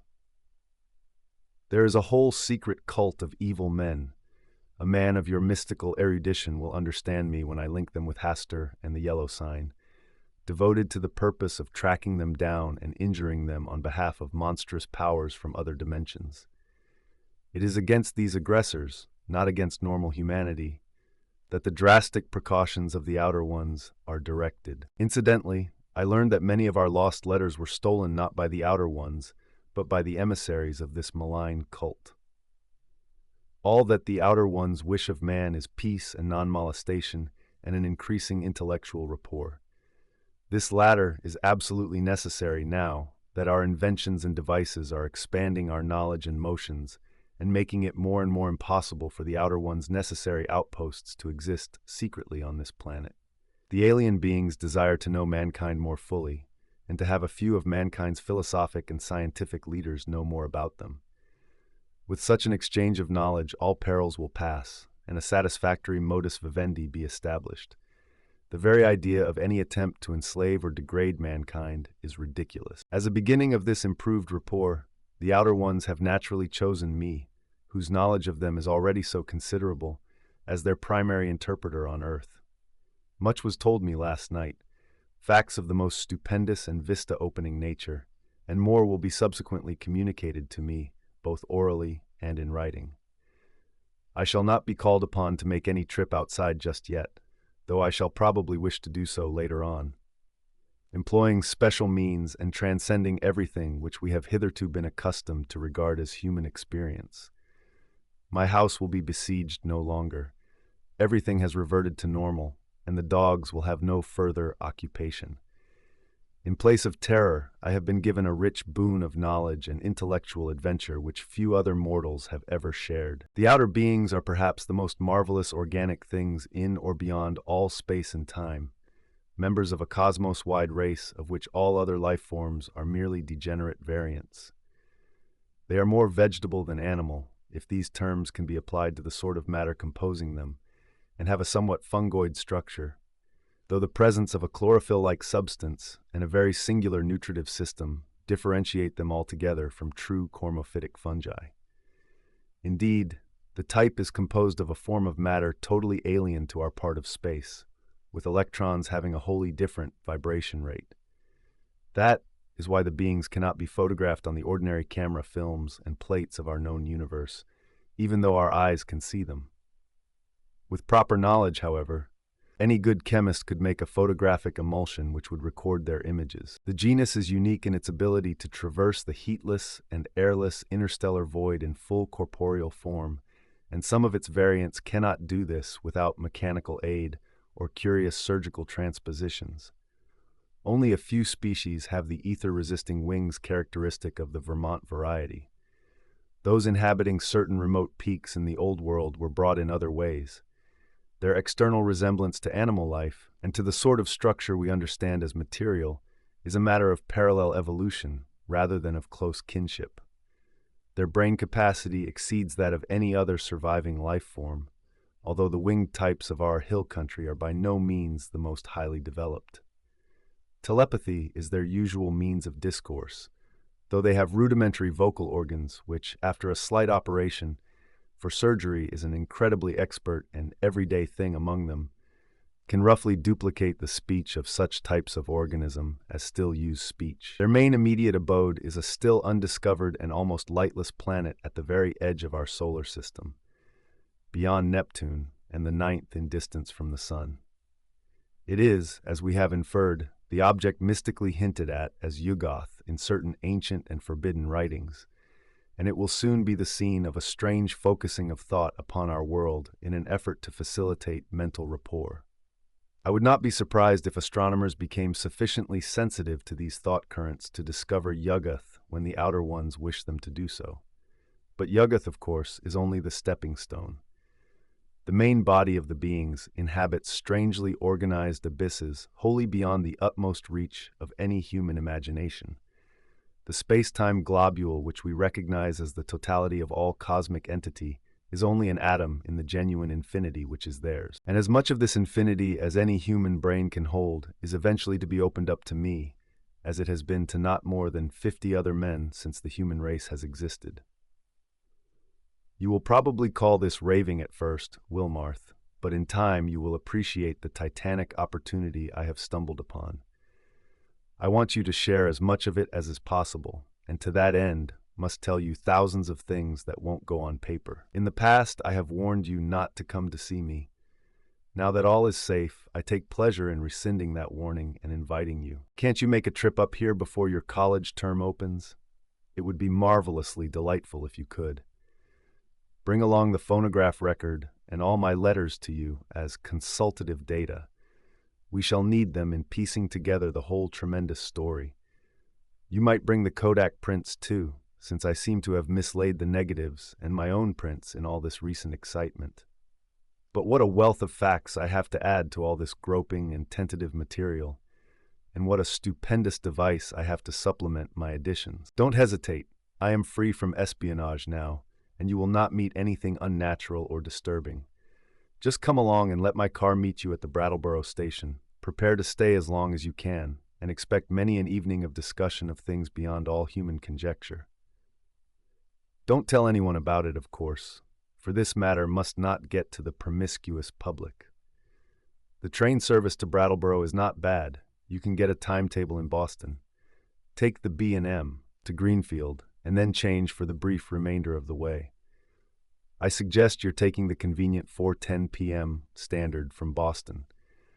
This gets into Greenfield at 7:35, and at 9:19 a train leaves there which reaches Brattleboro at 10:01. That is weekdays. Let me know the date and I'll have my car on hand at the station. Pardon this typed letter, but my handwriting has grown shaky of late, as you know, and I don't feel equal to long stretches of script. I got this new Corona in Brattleboro yesterday. It seems to work very well. Awaiting word and hoping to see you shortly with the phonograph record and all my letters, and the Kodak prints. I am yours in anticipation, Henry W. Akeley. To Albert N. Wilmarth, Sq., Miskatonic University, Arkham, Mass. The complexity of my emotions upon reading, rereading, and pondering over this strange and unlooked-for letter is past adequate description. I have said that I was at once relieved and made uneasy, but this expresses only crudely the overtones of diverse and largely subconscious feelings which comprise both the relief and the uneasiness. To begin with, the thing was so antipodally at variance with the whole chain of horrors preceding it. The change of mood from stark terror to cool complacency and even exultation was so unheralded, lightning-like, and complete. I could scarcely believe that a single day could so alter the psychological perspective of one who had written that final frenzied bulletin of Wednesday, no matter what relieving disclosures that day might have brought. At certain moments, a sense of conflicting unrealities made me wonder whether this whole distantly reported drama of fantastic forces were not a kind of half-illusory dream created largely within my own mind. Then I thought of the phonograph record and gave way to still greater bewilderment. The letter seemed so unlike anything which could have been expected. As I analyzed my impression, I saw that it consisted of two distinct phases. First, granting that Akely had been sane before and was still sane, the indicated change in the situation itself was so swift and unthinkable. And secondly, the change in Akeley's own manner attitude, and language was so vastly beyond the normal or the predictable. The man's whole personality seemed to have undergone an insidious mutation, a mutation so deep that one could scarcely reconcile his two aspects with the supposition that both represented equal sanity. Word choice, spelling, all were subtly different. And with my academic sensitiveness to prose style, I could trace profound divergences in his commonest reactions and rhythm responses. Certainly, the emotional cataclysm or revelation which could produce so radical an overturn must be an extreme one indeed. Yet in another way, the letter seemed quite characteristic of Akeley, the same old passion for infinity, the same old scholarly inquisitiveness. I could not a moment, or more than a moment, credit the idea of spuriousness or malign substitution. Did not the invitation, the willingness to have me test the truth of the letter in person, prove its genuineness? I did not retire Saturday night, but sat up thinking of the shadows and marvels behind the letter I had received. My mind, aching from the quick succession of monstrous conceptions it had been forced to confront during the last 4 months, worked upon this startling new material in a cycle of doubt and acceptance, which repeated most of the steps experienced in facing the earlier wonders, till long before dawn, a burning interest and curiosity had begun to replace the original storm of perplexity and uneasiness. Mad or sane, metamorphosed, or merely relieved, the chances were that Akely had actually encountered some stupendous change of perspective in his hazardous research. Some change at once diminishing his danger, real or fancied, and opening dizzy new vistas of cosmic and superhuman knowledge. My own zeal for the unknown flared up to meet his, and I felt myself touched by the contagion of the morbid barrier breaking. To shake off the maddening and wearying limitations of time and space and natural law, to be linked with the vast outside, to come close to the nighted and abysmal secrets of the infinite and the ultimate, surely such a thing was worth the risk of one's life, soul, and sanity. And Akeley had said there was no longer any peril. He had invited me to visit him instead of warning me away as before. I tingled at the thought of what he might now have to tell me. There was an almost paralyzing fascination in the thought of sitting in that lonely and lately beleaguered farmhouse with a man who had talked with actual emissaries from outer space, sitting there with the terrible record and the pile of letters in which Akeley had summarized his earlier conclusions. So late Sunday morning, I telegraphed Akely that I would meet him in Brattleboro on the following Wednesday, September 12th, if that date were convenient for him. In only one respect did I depart from his suggestions, and that concerned the choice of a train. Frankly, I did not feel like arriving in that haunted Vermont region late at night, so instead of accepting the train he chose, I telephoned the station and devised another arrangement. By rising early and taking the 8:07 a.m. Standard into Boston, I could catch the 9:25 for Greenfield, arriving there at 12:22 noon. This connected exactly with a train reaching Brattleboro at 1:08 p.m., a much more comfortable hour than 10:01 for meeting Akeley and riding with him into the close-packed, secret-guarding hills. I mentioned this choice in my telegram, and was glad to learn in the reply which came toward evening that it had met with my prospective host's endorsement. His wire ran thus: "Arrangement satisfactory. We'll meet 1:08 train Wednesday. Don't forget record and letters and prints. Keep destination quiet. Expect great revelations. Akeley." Receipt of this message in direct response to one sent to Akeley, and necessarily delivered to his house from the Townshend station either by official messenger or by a restored telephone service, removed any lingering subconscious doubts I may have had about the authorship of the perplexing letter. My relief was marked. Indeed, it was greater than I could account for at that time, since all such doubts had been rather deeply buried. But I slept soundly and long that night, and was eagerly busy with preparations during the ensuing 2 days. Chapter 6. On Wednesday I started as agreed, taking with me a valise full of simple necessities and scientific data, including the hideous phonograph record, the Kodak prints, and the entire file of Akeley's correspondence. As requested, I had told no one where I was going, for I could see that the matter demanded utmost privacy, even allowing for its most favorable turns. The thought of actual mental contact with alien, Outside entities was stupefying enough to my trained and somewhat prepared mind, and this being so, what might one think of its effect on the vast masses of uninformed laymen? I do not know whether dread or adventurous expectancy was uppermost in me as I changed trains in Boston and began the long westward run out of familiar regions into those I knew less thoroughly. Waltham, Concord, Ayr, Fitchburg, Gardner, Athol. My train reached Greenfield 7 minutes late, but the northbound connecting express had been held. Transferring in haste, I felt a curious breathlessness as the cars rumbled on through the early afternoon sunlight into territories I had always read of but had never before visited. I knew I was entering an altogether older-fashioned and more primitive New England than the mechanized, urbanized coastal and southern areas where all my life had been spent, an unspoiled, ancestral New England without the foreigners and factory smoke, billboards and concrete roads of the sections which modernity has touched. There would be odd survivals of that continuous native life whose deep roots make it the one authentic outgrowth of the landscape, the continuous native life which keeps alive strange ancient memories and fertilizes the soil for shadowy, marvelous, and seldom mentioned beliefs. Now and then I saw the blue Connecticut River gleaming in the sun, and after leaving Northfield, we crossed it. Ahead loomed green and cryptical hills, and when the conductor came around, I learned that I was at last in Vermont. He told me to set my watch back an hour, since the northern hill country will have no dealings with newfangled daylight time schemes.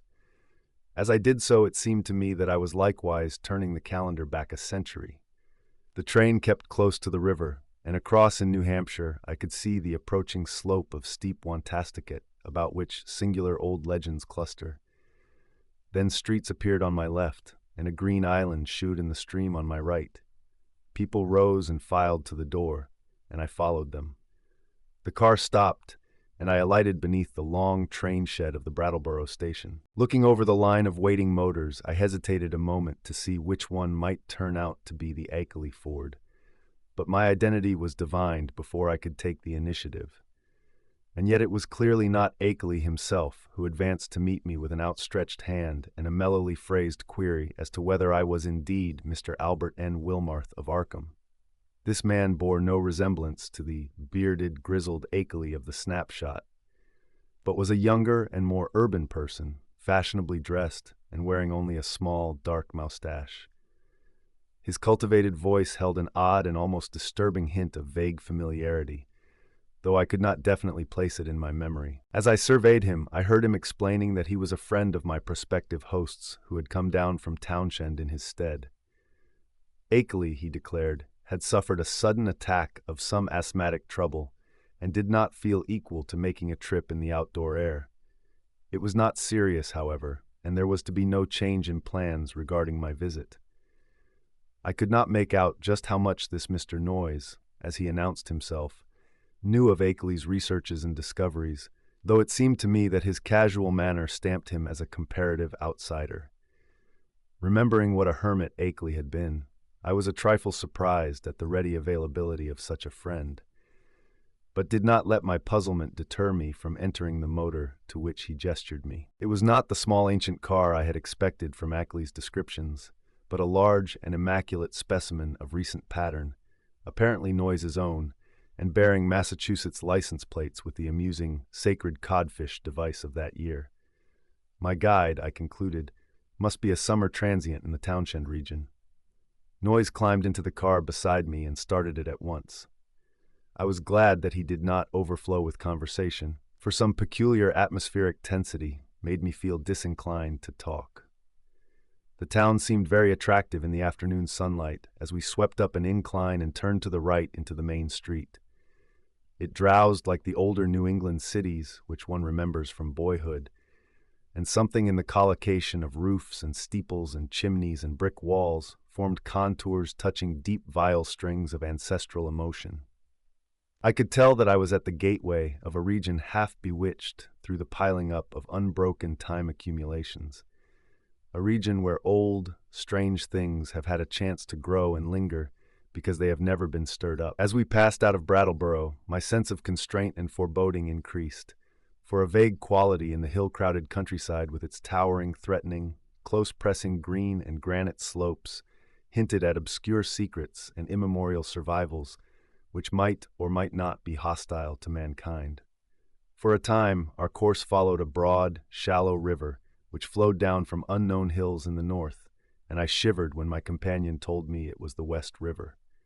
It was in this stream, I recalled from newspaper items, that one of the morbid crab-like beings had been seen floating after the floods. Gradually, the country around us grew wilder and more deserted. Archaic covered bridges lingered fearsomely out of the past in pockets of the hills, and the half-abandoned railway track paralleling the river seemed to exhale a nebulously visible air of desolation. There were awesome sweeps of vivid valley where great cliffs rose, New England's virgin granite shewing gray and austere through the verdure that scaled the crests. There were gorges where untamed streams leaped, bearing down toward the river the unimagined secrets of 1,000 pathless peaks. Branching away now and then were narrow, half-concealed roads that bored their way through solid, luxuriant masses of forest, among whose primal trees whole armies of elemental spirits might well lurk. As I saw these, I thought of how Akeley had been molested by unseen agencies on his drives along this very route, and did not wonder that such things could be. The quaint, sightly village of Newfane, reached in less than an hour, was our last link with that world which man can definitely call his own by virtue of conquest and complete occupancy.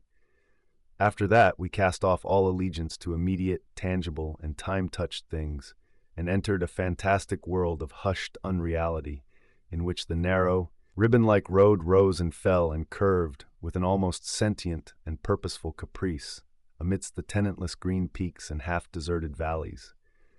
Except for the sound of the motor and the faint stir of the few lonely farms we passed at infrequent intervals, the only thing that reached my ears was the gurgling, insidious trickle of strange waters from numberless hidden fountains in the shadowy woods. The nearness and intimacy of the dwarfed, domed hills now became veritably breathtaking. Their steepness and abruptness were even greater than I had imagined from hearsay, and suggested nothing in common with the prosaic objective world we know.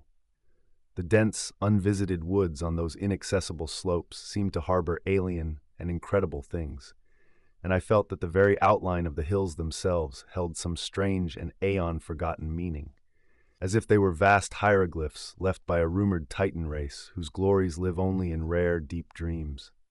All the legends of the past and all the stupefying imputations of Henry Akeley's letters and exhibits welled up in my memory to heighten the atmosphere of tension and growing menace.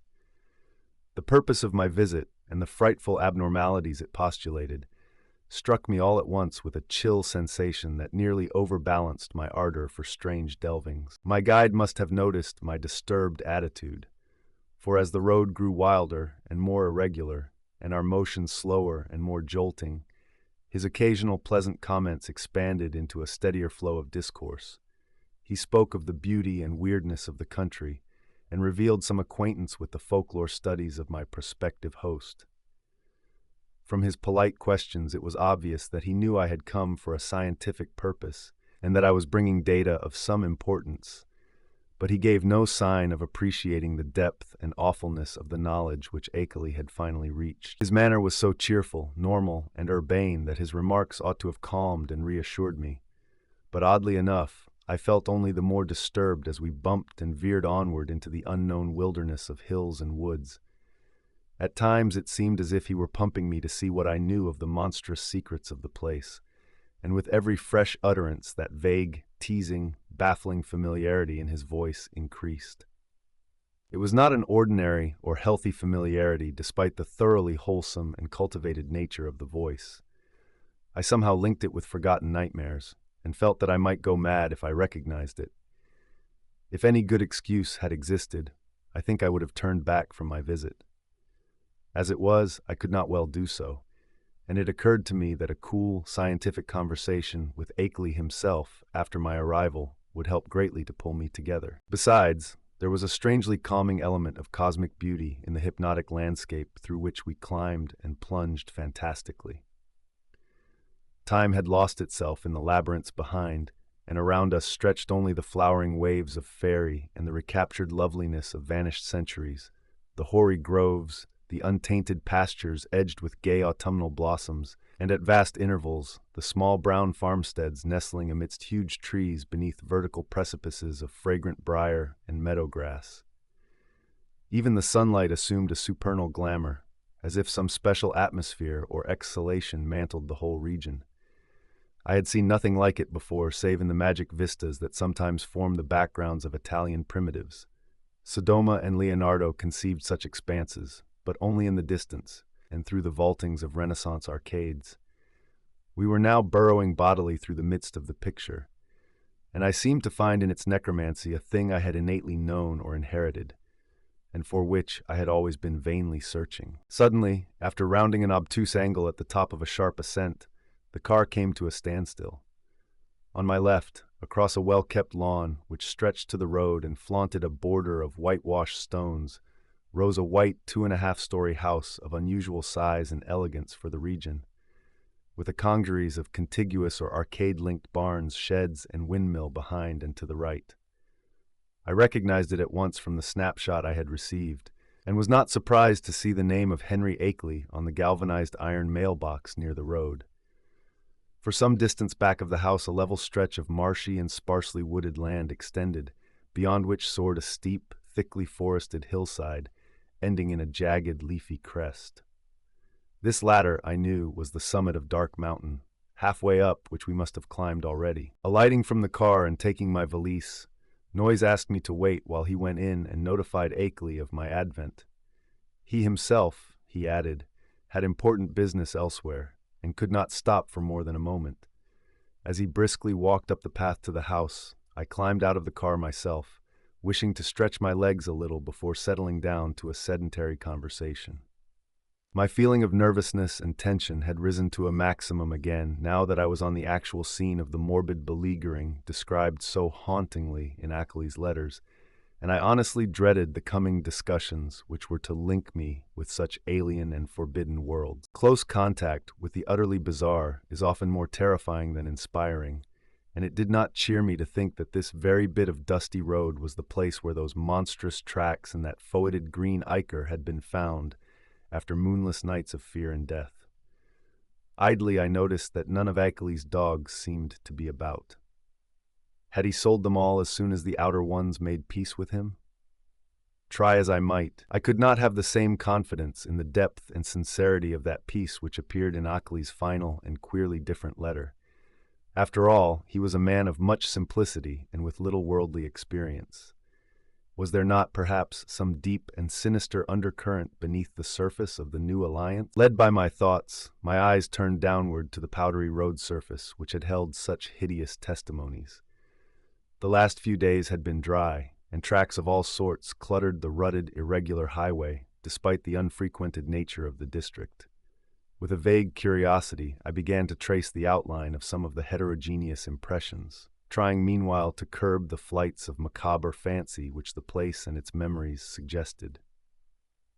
There was something menacing and uncomfortable in the funereal stillness, in the muffled, subtle trickle of distant brooks, and in the crowding green peaks and black wooded precipices that choked the narrow horizon. And then an image shot into my consciousness, which made those vague menaces and flights of fancy seem mild and insignificant indeed. I have said that I was scanning the miscellaneous prints in the road with a kind of idle curiosity, but all at once that curiosity was shockingly snuffed out by a sudden and paralyzing gust of active terror. For though the dust tracks were in general confused and overlapping, and unlikely to arrest any casual gaze, my restless vision had caught certain details near the spot where the path to the house joined the highway, and had recognized beyond doubt or hope the frightful significance of those details. It was not for nothing, alas, that I had pored for hours over the Kodak views of the outer one's claw prints, which Akely had sent. Too well did I know the marks of those loathsome nippers, and that hint of ambiguous direction which stamped the horrors as no creatures of this planet. No chance had been left me for merciful mistake. Here, indeed, in objective form before my own eyes, and surely made not many hours ago, were at least 3 marks which stood out blasphemously among the surprising plethora of blurred footprints leading to and from the Akeley farmhouse. They were the hellish tracks of the living fungi from Yuggoth. I pulled myself together in time to stifle a scream. After all, what more was there than I might have expected, assuming that I had really believed Akeley's letters? He had spoken of making peace with the things. Why, then, was it strange that some of them had visited his house? But the terror was stronger than the reassurance. Could any man be expected to look unmoved for the first time upon the claw marks of animate beings from outer depths of space? Just then I saw Noyes emerge from the door and approach with a brisk step. I must, I reflected, keep command of myself, for the chances were this genial friend knew nothing of Akeley's profoundest and most stupendous probings into the forbidden. Akely, Noyes hastened to inform me, was glad and ready to see me, although his sudden attack of asthma would prevent him from being a very competent host for a day or two. These spells hit him hard when they came, and were always accompanied by a debilitating fever and general weakness. He never was good for much while they lasted, had to talk in a whisper, and was very clumsy and feeble in getting about. His feet and ankles swelled too, so that he had to bandage them like a gouty old beefeater.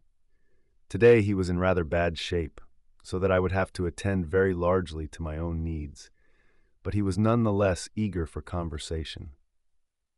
I would find him in the study at the left of the front hall, the room where the blinds were shut.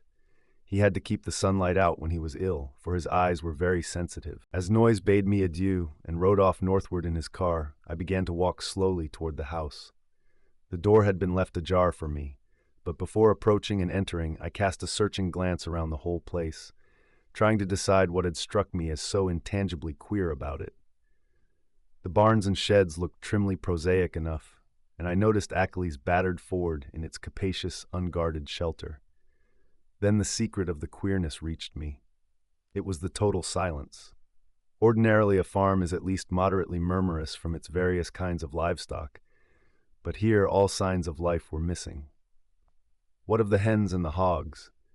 The cows, of which Akeley had said he possessed several, might conceivably be out to pasture, and the dogs might possibly have been sold, but the absence of any trace of cackling or grunting was truly singular. I did not pause long on the path, but resolutely entered the open house door and closed it behind me.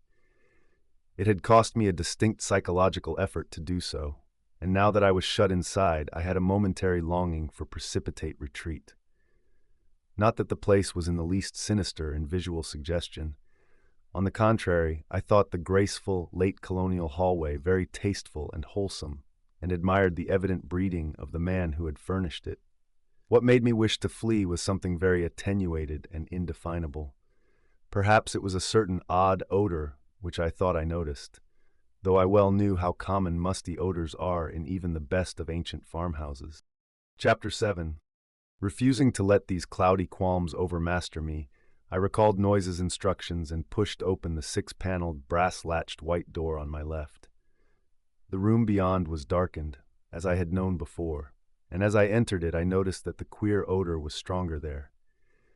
There likewise appeared to be some faint, half-imaginary rhythm or vibration in the air.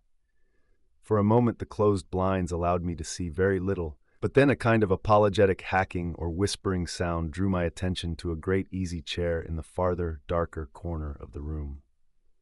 Within its shadowy depths I saw the white blur of a man's face and hands, and in a moment I had crossed to greet the figure who had tried to speak. Dim though the light was, I perceived that this was indeed my host. I had studied the Kodak picture repeatedly, and there could be no mistake about this firm, weather-beaten face with the cropped, grizzled beard. But as I looked again, my recognition was mixed with sadness and anxiety, for certainly this face was that of a very sick man. I felt that there must be something more than asthma behind that strained, rigid, immobile expression and unwinking, glassy stare, and realized how terribly the strain of his frightful experiences must have told on him. Was it not enough to break any human being, even a younger man than this intrepid delver, into the forbidden? The strange and sudden relief, I feared, had come too late to save him from something like a general breakdown. There was a touch of the pitiful in the limp, lifeless way his lean hands rested in his lap. He had on a loose dressing gown, and was swathed around the head and high around the neck with a vivid yellow scarf or hood. And then I saw that he was trying to talk in the same hacking whisper with which he had greeted me. It was a hard whisper to catch at first, since the gray moustache concealed all movements of the lips, and something in its timbre disturbed me greatly. But by concentrating my attention, I could soon make out its purport surprisingly well. The accent was by no means a rustic one, and the language was even more polished than correspondence had led me to expect. "Mr. Wilmarth, I presume? You must pardon my not rising. I am quite ill, as Mr. Noyes must have told you, but I could not resist having you come just the same. You know what I wrote in my last letter. There is so much to tell you tomorrow when I shall feel better. I can't say how glad I am to see you in person after all our many letters. You have the file with you, of course? And the Kodak prints and record? Noyes put your valise in the hall. I suppose you saw it. For tonight, I fear you'll have to wait on yourself to a great extent. Your room is upstairs, the one over this, and you'll see the bathroom door open at the head of the staircase. There's a meal spread for you in the dining room, right through this door at your right, which you can take whenever you feel like it. I'll be a better host tomorrow, but just now weakness leaves me helpless. Make yourself at home. You might take out the letters and pictures and record and put them on the table here before you go upstairs with your bag. It is here that we shall discuss them. You can see my phonograph on that corner stand. No thanks. There's nothing you can do for me. I know these spells of old. Just come back for a little quiet visiting before night, and then go to bed when you please. I'll rest right here, perhaps sleep here all night as I often do. In the morning I'll be far better able to go into the things we must go into. You realize, of course, the utterly stupendous nature of the matter before us.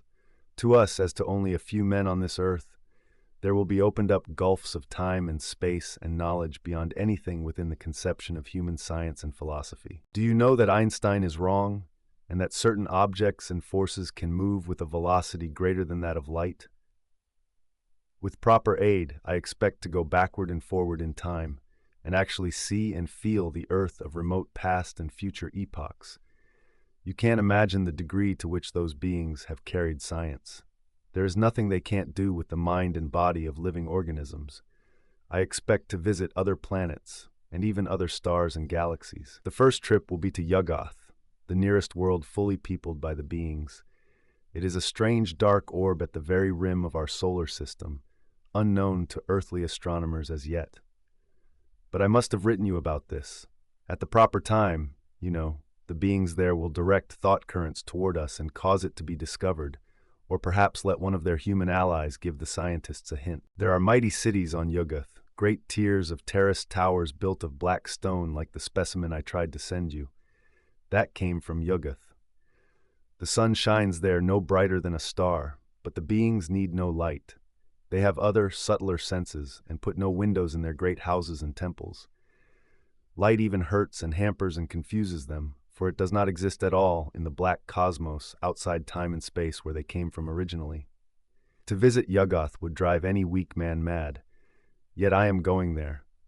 The black rivers of pitch that flow under those mysterious cyclopean bridges, things built by some elder race extinct and forgotten before the things came to Yuggoth from the ultimate voids, ought to be enough to make any man a Dante or Poe if he can keep sane long enough to tell what he has seen. But remember, that dark world of fungoid gardens and windowless cities isn't really terrible. It is only to us that it would seem so. Probably this world seemed just as terrible to the beings when they first explored it in the primal age. You know they were here long before the fabulous epoch of Cthulhu was over, and remember all about sunken Raya when it was above the waters. They've been inside the earth too. There are openings which human beings know nothing of. Some of them in these very Vermont hills, and great worlds of unknown life down there, blue-litten Canyon, red-litten Yoth, and black lightless Nkai. It's from Nkai that frightful Tsathoggua came. You know, the amorphous, toad-like god creature mentioned in the Nakadic manuscripts and the Necronomicon and the Comorium myth cycle preserved by the Atlantean high priest Clarkashtan. But we will talk of all this later on. It must be 4 or 5 o'clock by this time. Better bring the stuff from your bag, take a bite, and then come back for a comfortable chat. Very slowly I turned and began to obey my host, fetching my valise, extracting and depositing the desired articles, and finally ascending to the room designated as mine.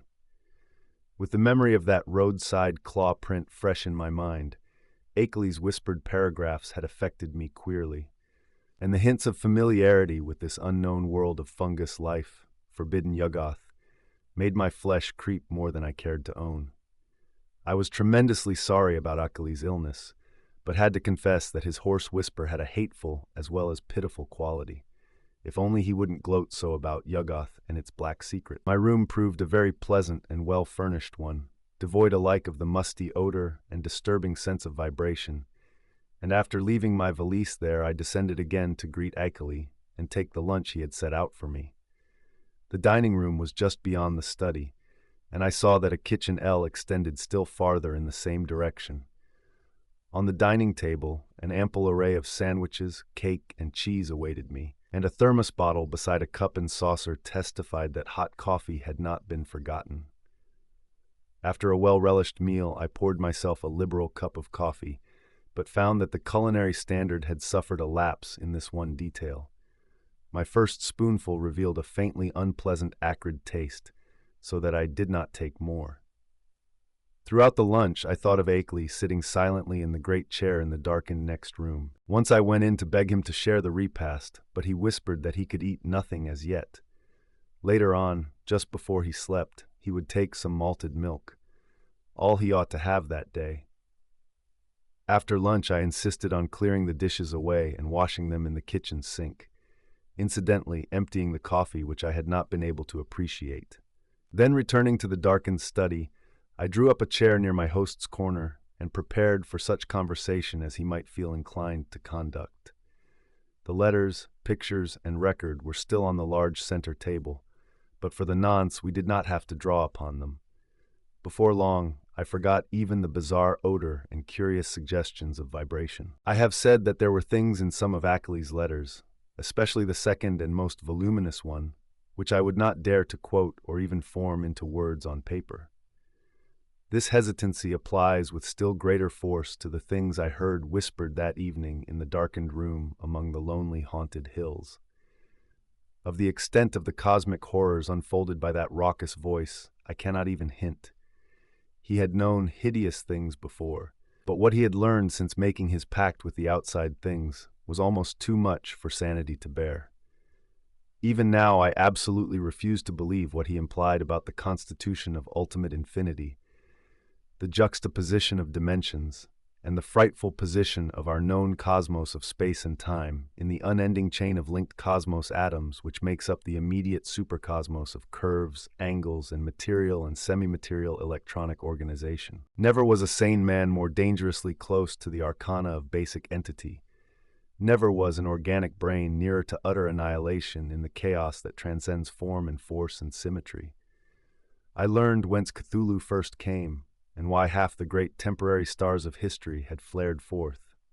I guessed, from hints which made even my informant pause timidly, the secret behind the Magellanic clouds and globular nebulae, and the black truth veiled by the immemorial allegory of Tau. The nature of the doles was plainly revealed, and I was told the essence, though not the source, of the hounds of Tyndalos. The legend of Yig, father of serpents, remained figurative no longer, and I started with loathing when told of the monstrous nuclear chaos beyond angled space, which the Necronomicon had mercifully cloaked under the name of Azathoth. It was shocking to have the foulest nightmares of secret myth cleared up in concrete terms, whose stark, morbid hatefulness exceeded the boldest hints of ancient and medieval mystics. Ineluctably, I was led to believe that the first whisperers of these accursed tales must have had discourse with Akeley's outer ones, and perhaps have visited outer cosmic realms as Akely now proposed visiting them. I was told of the black stone and what it implied, and was glad that it had not reached me. My guesses about those hieroglyphics had been all too correct. And yet Akely now seemed reconciled to the whole fiendish system he had stumbled upon, reconciled and eager to probe farther into the monstrous abyss. I wondered what beings he had talked with since his last letter to me, and whether many of them had been as human as that first emissary he had mentioned. The tension in my head grew insufferable, and I built up all sorts of wild theories about the queer, persistent odor and those insidious hints of vibration in the darkened room. Night was falling now, and as I recalled what Akeley had written me about those earlier nights, I shuddered to think there would be no moon. Nor did I like the way the farmhouse nestled in the lee of that colossal forested slope leading up to Dark Mountain's unvisited crest. With Akeley's permission, I lighted a small oil lamp, turned it low, and set it on a distant bookcase beside the ghostly bust of Milton. But afterward, I was sorry I had done so, for it made my host's strained, immobile face and listless hands look damnably abnormal and corpse-like. He seemed half incapable of motion, though I saw him nod stiffly once in a while. After what he had told, I could scarcely imagine what profounder secrets he was saving for the morrow. But at last it developed that his trip to Yuggoth and beyond, and my own possible participation in it, was to be the next day's topic. He must have been amused by the start of horror I gave at hearing a cosmic voyage on my part proposed, for his head wobbled violently when I showed my fear. Subsequently, he spoke very gently of how human beings might accomplish, and several times had accomplished, the seemingly impossible flight across the interstellar void. It seemed that complete human bodies did not indeed make the trip, but that the prodigious surgical, biological, chemical, and mechanical skill of the outer ones had found a way to convey human brains without their concomitant physical structure. There was a harmless way to extract a brain, and a way to keep the organic residue alive during its absence. The bare, compact cerebral matter was then immersed in an occasionally replenished fluid within an ether-tight cylinder of a metal mined in Yuggoth, certain electrodes reaching through and connecting at will with elaborate instruments capable of duplicating the three vital faculties of sight, hearing, and speech. For the winged fungus beings to carry the brain cylinders intact through space was an easy matter. Then, on every planet covered by their civilization, they would find plenty of adjustable faculty instruments capable of being connected with the encased brains, so that after a little fitting, these traveling intelligences could be given a full sensory and articulate life, albeit a bodiless and mechanical one, at each stage of their journeying through and beyond the space-time continuum. It was as simple as carrying a phonograph record about and playing it wherever a phonograph of the corresponding make exists. Of its success there could be no question. Akeley was not afraid. Had it not been brilliantly accomplished again and again? For the first time, one of the inert, wasted hands raised itself and pointed to a high shelf on the farther side of the room. There, in a neat row, stood more than a dozen cylinders of a metal I had never seen before. Cylinders about a foot high and somewhat less in diameter, with three curious sockets set in an isosceles triangle over the front convex surface of each. One of them was linked at two of the sockets to a pair of singular-looking machines that stood in the background. Of their purport I did not need to be told, and I shivered as with ague. Then I saw the hand point to a much nearer corner where some intricate instruments with attached cords and plugs, several of them much like the two devices on the shelf behind the cylinders, were huddled together. "There are 4 kinds of instruments here, Wilmarth," whispered the voice. 4 kinds, 3 faculties each, makes 12 pieces in all. You see, there are 4 different sorts of beings presented in those cylinders up there. 3 humans, 6 fungoid beings who can't navigate space corporeally, 2 beings from Neptune, God, if you could see the body this type has on its own planet, and the rest entities from the central caverns of an especially interesting dark star beyond the galaxy. In the principal outpost inside Round Hill, you'll now and then find more cylinders and machines. Cylinders of extracosmic brains with different senses from any we know, allies and explorers from the uttermost outside, and special machines for giving them impressions and expression in the several ways suited at once to them and to the comprehensions of different types of listeners. Round Hill, like most of the being's main outposts all through the various universes, is a very cosmopolitan place. Of course, only the more common types have been lent to me for experiment. Here, take the 3 machines I point to and set them on the table. That tall one with the 2 glass lenses in front, then the box with the vacuum tubes and sounding board, and now the one with the metal disc on top. Now for the cylinder with the label B67 pasted on it. Just stand in that Windsor chair to reach the shelf. Heavy? Never mind. Be sure of the number, B67. Don't bother that fresh, shiny cylinder joined to the two testing instruments, the one with my name on it. Set B67 on the table near where you've put the machines, and see that the dial switch on all three machines is jammed over to the extreme left. Now connect the cord of the lens machine with the upper socket on the cylinder. There! Join the tube machine to the lower left-hand socket and the disc apparatus to the outer socket. Now move all the dial switches on the machines over to the extreme right. First the lens one, then the disc one, and then the tube one. That's right. I might as well tell you that this is a human being, just like any of us.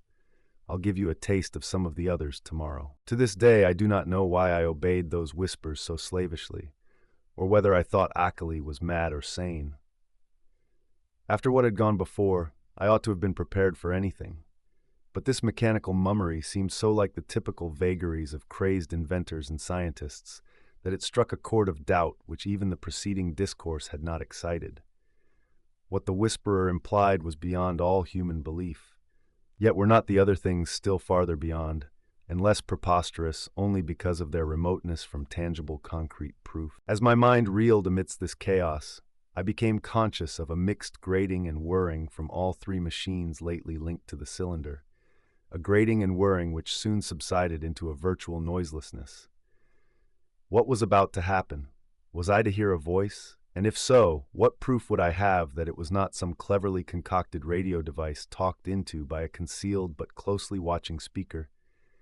Even now, I am unwilling to swear just what I heard, or just what phenomenon really took place before me.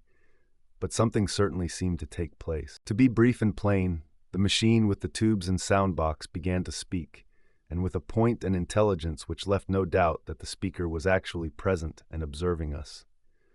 The voice was loud, metallic, lifeless, and plainly mechanical in every detail of its production. It was incapable of inflection or expressiveness, but scraped and rattled on with a deadly precision and deliberation. "Mr. Wilmarth," it said, "I hope I do not startle you. I am a human being like yourself, though my body is now resting safely under proper vitalizing treatment inside Round Hill, about 1.5 miles east of here.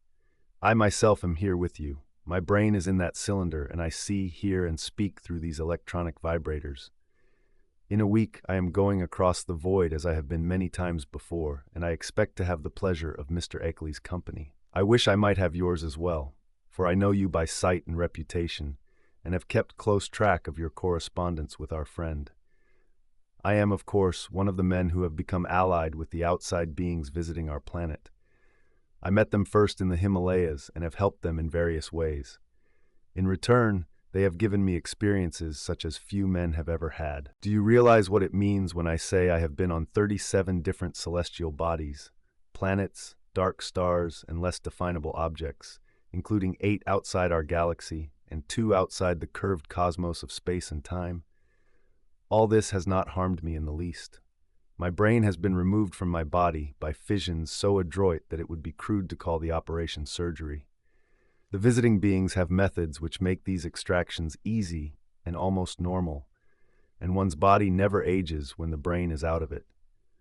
The brain, I may add, is virtually immortal with its mechanical faculties and a limited nourishment supplied by occasional changes of the preserving fluid. Altogether, I hope most heartily that you will decide to come with Mr. Akely and me. The visitors are eager to know men of knowledge like yourself, and to show them the great abysses that most of us have had to dream about in fanciful ignorance.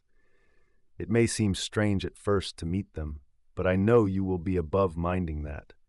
I think Mr. Noyes will go along, too, the man who doubtless brought you up here in his car. He has been one of us for years. I suppose you recognized his voice as one of those on the record Mr. Akely sent you." At my violent start, the speaker paused a moment before concluding. "So, Mr. Wilmarth, I will leave the matter to you, merely adding that a man with your love of strangeness and folklore ought never to miss such a chance as this. There is nothing to fear. All transitions are painless, and there is much to enjoy in a wholly mechanized state of sensation. When the electrodes are disconnected, one merely drops off into a sleep of especially vivid and fantastic dreams. And now, If you don't mind, we might adjourn our session till tomorrow. Good night. Just turn all the switches back to the left. Never mind the exact order, though you might let the lens machine be last. Good night, Mr. Akeley. Treat our guest well. Ready now with those switches? That was all. I obeyed mechanically and shut off all 3 switches, though dazed with doubt of everything that had occurred. My head was still reeling as I heard Akeley's whispering voice telling me that I might leave all the apparatus on the table just as it was. He did not essay any comment on what had happened, and indeed no comment could have conveyed much to my burdened faculties. I heard him telling me I could take the lamp to use in my room, and deduced that he wished to rest alone in the dark. It was surely time he rested, for his discourse of the afternoon and evening had been such as to exhaust even a vigorous man. Still dazed, I bade my host good night and went upstairs with the lamp, although I had an excellent pocket flashlight with me. I was glad to be out of that downstairs study with the queer odor and vague suggestions of vibration, yet could not of course escape a hideous sense of dread and peril and cosmic abnormality as I thought of the place I was in and the forces I was meeting. The wild, lonely region, the black, mysteriously forested slope towering so close behind the house, the footprints in the road, the sick, motionless whisperer in the dark, the hellish cylinders and machines, and above all the invitations to strange surgery and stranger voyagings. These things, all so new and in such sudden succession, rushed in on me with a cumulative force which sapped my will and almost undermined my physical strength. To discover that my guide Noyes was the human celebrant in that monstrous bygone Sabbath ritual on the phonograph record was a particular shock, though I had previously sensed a dim, repellent familiarity in his voice. Another special shock came from my own attitude toward my host whenever I paused to analyze it.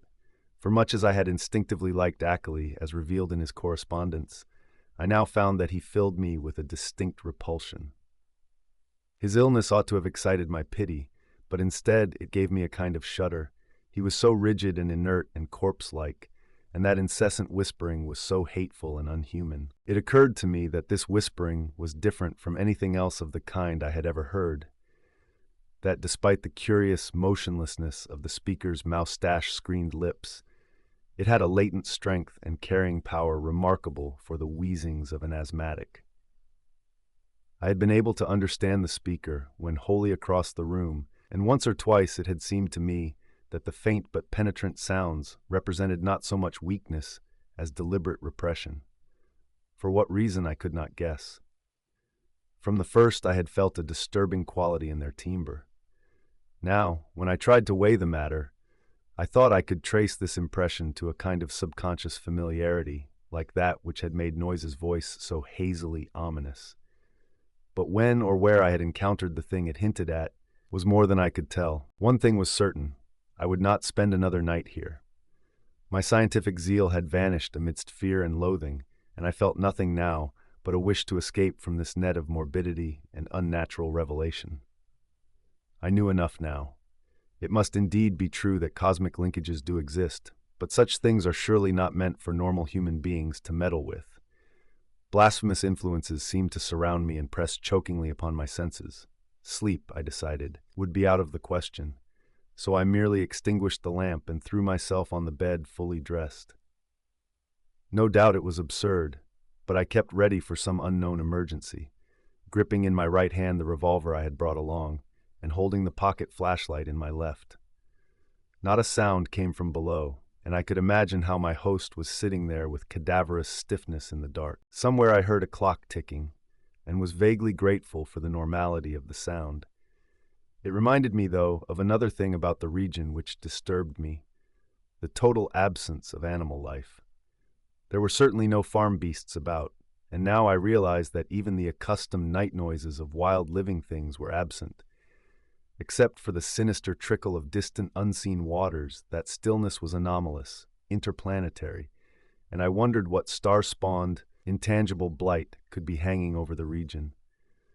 I recalled from old legends that dogs and other beasts had always hated the outer ones, and thought of what those tracks in the road might mean.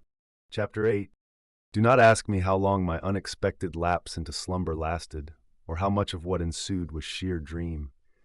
If I tell you that I awaked at a certain time and heard and saw certain things, you will merely answer that I did not wake then, and that everything was a dream until the moment when I rushed out of the house, stumbled to the shed where I had seen the old Ford, and seized that ancient vehicle for a mad, aimless race over the haunted hills which at last landed me, after hours of jolting and winding through forest-threatened labyrinths, in a village which turned out to be Townshend. You will also, of course, discount everything else in my report, and declare that all the pictures, record sounds, cylinder and machine sounds, and kindred evidences were bits of pure deception practiced on me by the missing Henry Akeley. You will even hint that he conspired with other eccentrics to carry out a silly and elaborate hoax, that he had the express shipment removed at Keene, and that he had Noyes make that terrifying wax record. It is odd, though, that Noyes has not even yet been identified, that he was unknown at any of the villages near Akeley's place, though he must have been frequently in the region. I wish I had stopped to memorize the license number of his car, or perhaps it is better, after all, that I did not. For I, despite all you can say, and despite all I sometimes try to say to myself, know that loathsome outside influences must be lurking there in the half-unknown hills, and that those influences have spies and emissaries in the world of men. To keep as far as possible from such influences and such emissaries is all that I ask of life and future.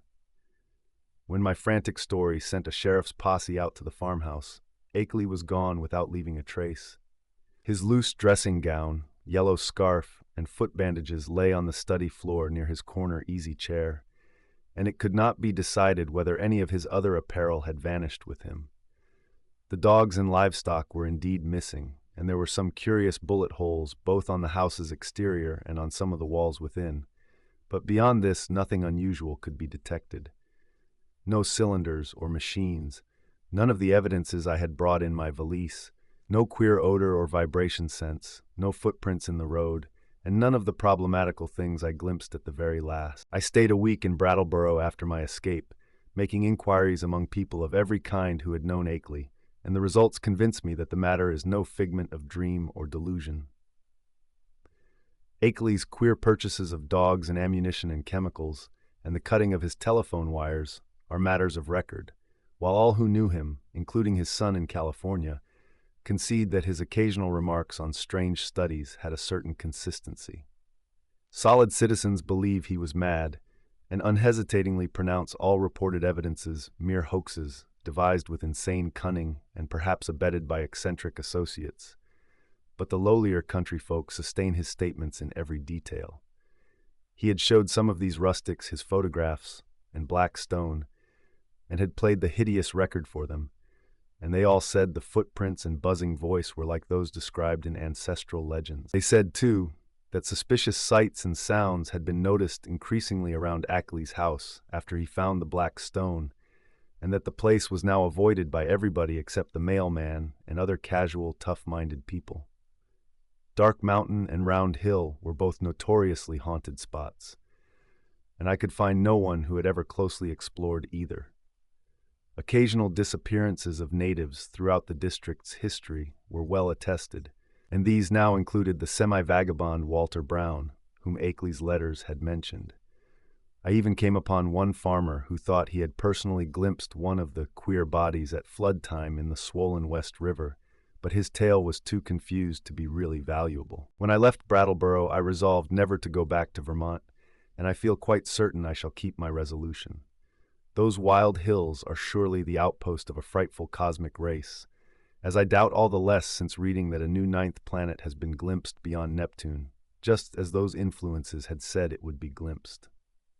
Astronomers with a hideous appropriateness they little suspect have named this thing Pluto. I feel, beyond question, that it is nothing less than knighted Yuggoth, and I shiver when I try to figure out the real reason why its monstrous denizens wish it to be known in this way at this especial time. I vainly try to assure myself that these demoniac creatures are not gradually leading up to some new policy hurtful to the earth and its normal inhabitants. But I have still to tell of the ending of that terrible night in the farmhouse. As I have said, I did finally drop into a troubled doze, a doze filled with bits of dream which involved monstrous landscape glimpses. Just what awaked me I cannot yet say, but that I did indeed awake at this given point I feel very certain.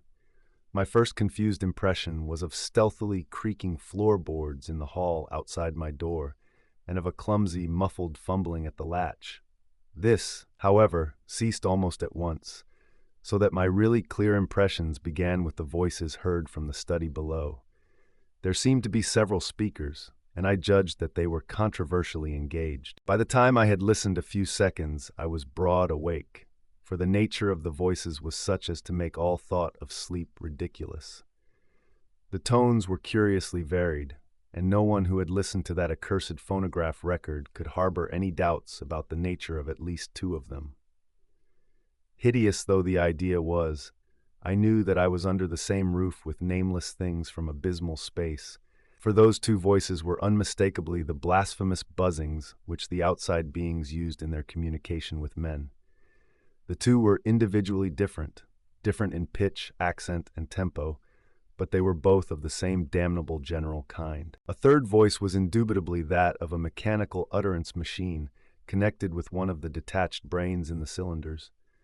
There was as little doubt about that as about the buzzings, for the loud, metallic, lifeless voice of the previous evening, with its inflectionless, expressionless scraping and rattling, and its impersonal precision and deliberation, had been utterly unforgettable. For a time I did not pause to question whether the intelligence behind the scraping was the identical one which had formerly talked to me, but shortly afterward I reflected that any brain would emit vocal sounds of the same quality if linked to the same mechanical speech producer, the only possible differences being in language, rhythm, speed, and pronunciation.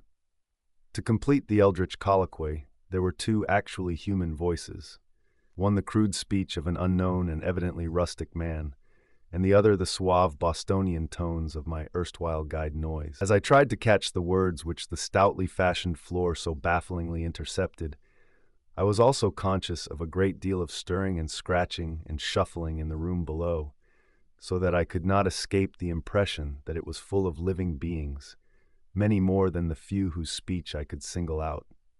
The exact nature of this stirring is extremely hard to describe, for very few good bases of comparison exist. Objects seemed now and then to move across the room like conscious entities, the sound of their footfalls having something about it like a loose, hard-surfaced clattering, as of the contact of ill-coordinated surfaces of horn or hard rubber. It was, to use a more concrete but less accurate comparison, as if people with loose, splintery wooden shoes were shambling and rattling about on the polished board floor. On the nature and appearance of those responsible for the sounds I did not care to speculate. Before long I saw that it would be impossible to distinguish any connected discourse.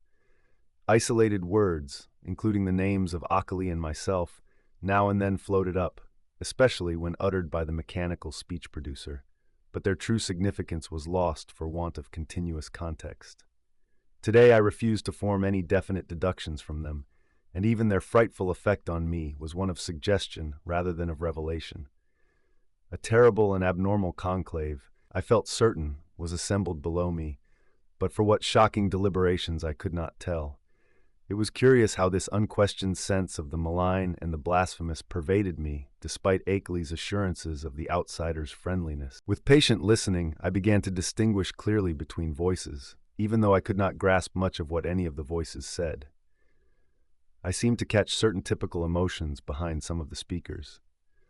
One of the buzzing voices, for example, held an unmistakable note of authority, whilst the mechanical voice, notwithstanding its artificial loudness and regularity, seemed to be in a position of subordination and pleading. Noyes's tones exuded a kind of conciliatory atmosphere. The others I could make no attempt to interpret. I did not hear the familiar whisper of Akely, but well knew that such a sound could never penetrate the solid flooring of my room. I will try to set down some of the few disjointed words and other sounds I caught, labeling the speakers of the words as best I know how. It was from the speech machine that I first picked up a few recognizable phrases. Brought it on myself, sent back the letters and the record, end on it, taken in, seeing and hearing. Damn you. Impersonal force, after all, fresh, shiny cylinder, great God. Time we stopped, small and human, Akeley, brain, saying, Nyarlathotep, Wilmarth, records and letters, cheap imposture, an unpronounceable word or name, possibly Ningathun. Harmless, peace, couple of weeks, theatrical, told you that before. No reason, original plan, effects, Noyes can watch, round hill, fresh cylinder, Noyes' car. Well, all yours, down here, rest, place. That is the substance of what my ears brought me as I lay rigid upon that strange upstairs bed in the haunted farmhouse among the demoniac hills. Lay there fully dressed, with a revolver clenched in my right hand and a pocket flashlight gripped in my left. I became, as I have said, broad awake, but a kind of obscure paralysis nevertheless kept me inert till long after the last echoes of the sounds had died away. I heard the wooden, deliberate ticking of the ancient Connecticut clock somewhere far below, and at last made out the irregular snoring of a sleeper. Akeley must have dozed off after the strange session, and I could well believe that he needed to do so. Just what to think or what to do was more than I could decide. After all, what had I heard beyond things which previous information might have led me to expect? Had I not known that the nameless outsiders were now freely admitted to the farmhouse? No doubt Akely had been surprised by an unexpected visit from them.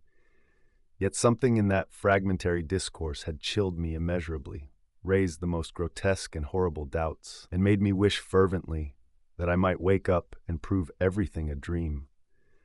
I think my subconscious mind must have caught something which my consciousness has not yet recognized. But what of Akeley?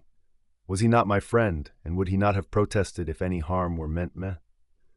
The peaceful snoring below seemed to cast ridicule on all my suddenly intensified fears. Was it possible that Akely had been imposed upon and used as a lure to draw me into the hills with the letters and pictures and phonograph record? Did those beings mean to engulf us both in a common destruction because we had come to know too much? Again, I thought of the abruptness and unnaturalness of that change in the situation which must have occurred between Akely's penultimate and final letters. Something, my instinct told me, was terribly wrong. All was not as it seemed. That acrid coffee which I refused, had there not been an attempt by some hidden, unknown entity to drug it? I must talk to Akeley at once and restore his sense of proportion. They had hypnotized him with their promises of cosmic revelations, but now he must listen to reason. We must get out of this before it would be too late. If he lacked the willpower to make the break for liberty, I would supply it. Or if I could not persuade him to go, I could at least go myself. Surely he would let me take his Ford and leave it in a garage at Brattleboro.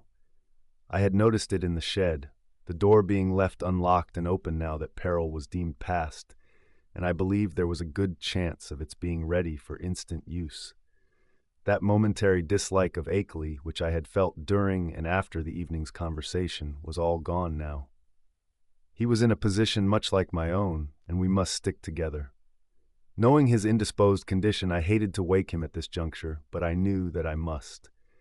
I could not stay in this place till morning, as matters stood. At last I felt able to act, and stretched myself vigorously to regain command of my muscles. Arising with a caution more impulsive than deliberate, I found and donned my hat, took my valise, and started downstairs with the flashlight's aid.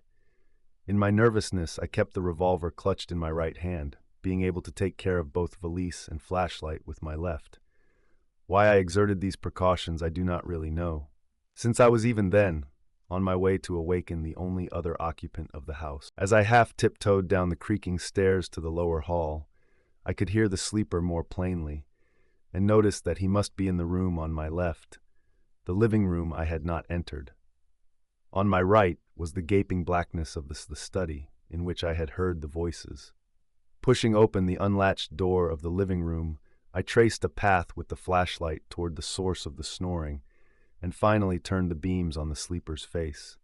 But in the next second, I hastily turned them away and commenced a cat-like retreat to the hall, my caution this time springing from reason as well as from instinct. For the sleeper on the couch was not Akeley at all, but my quondam guide Noyes. Just what the real situation was, I could not guess, but common sense told me that the safest thing was to find out as much as possible before arousing anybody. Regaining the hall, I silently closed and latched the living room door after me, thereby lessening the chances of awaking Noyes. I now cautiously entered the dark study, where I expected to find Akeley, whether asleep or awake, in the great corner chair which was evidently his favorite resting place. As I advanced, the beams of my flashlight caught the great center table, revealing one of the hellish cylinders with sight and hearing machines attached, and with a speech machine standing close by, ready to be connected at any moment. This, I reflected, must be the encased brain I had heard talking during the frightful conference, and for a second I had a perverse impulse to attach the speech machine and see what it would say. It must, I thought, be conscious of my presence even now, since the sight and hearing attachments could not fail to disclose the rays of my flashlight and the faint creaking of the floor beneath my feet. But in the end, I did not dare meddle with the thing. I idly saw that it was the fresh, shiny cylinder with Akeley's name on it, which I had noticed on the shelf earlier in the evening, and which my host had told me not to bother. Looking back at that moment, I can only regret my timidity and wish that I had boldly caused the apparatus to speak.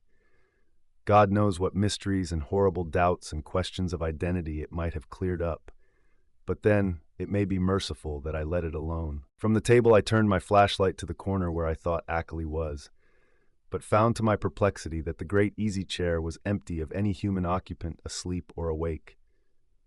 From the seat to the floor there trailed voluminously the familiar old dressing gown, and near it on the floor lay the yellow scarf and the huge foot bandages I had thought so odd. As I hesitated, striving to conjecture where Akely might be, and why he had so suddenly discarded his necessary sick-room garments, I observed that the queer odor and sense of vibration were no longer in the room. What had been their cause? Curiously, it occurred to me that I had noticed them only in Akeley's vicinity. They had been strongest where he sat, and wholly absent except in the room with him, or just outside the doors of that room. I paused, letting the flashlight wander about the dark study and racking my brain for explanations of the turn affairs had taken. Would to heaven I had quietly left the place before allowing that light to rest again on the vacant chair. As it turned out, I did not leave quietly, but with a muffled shriek which must have disturbed, though it did not quite awake, the sleeping sentinel across the hall. That shriek and Noyes' still unbroken snore are the last sounds I ever heard in that morbidity-choked farmhouse beneath the black-wooded crest of a haunted mountain.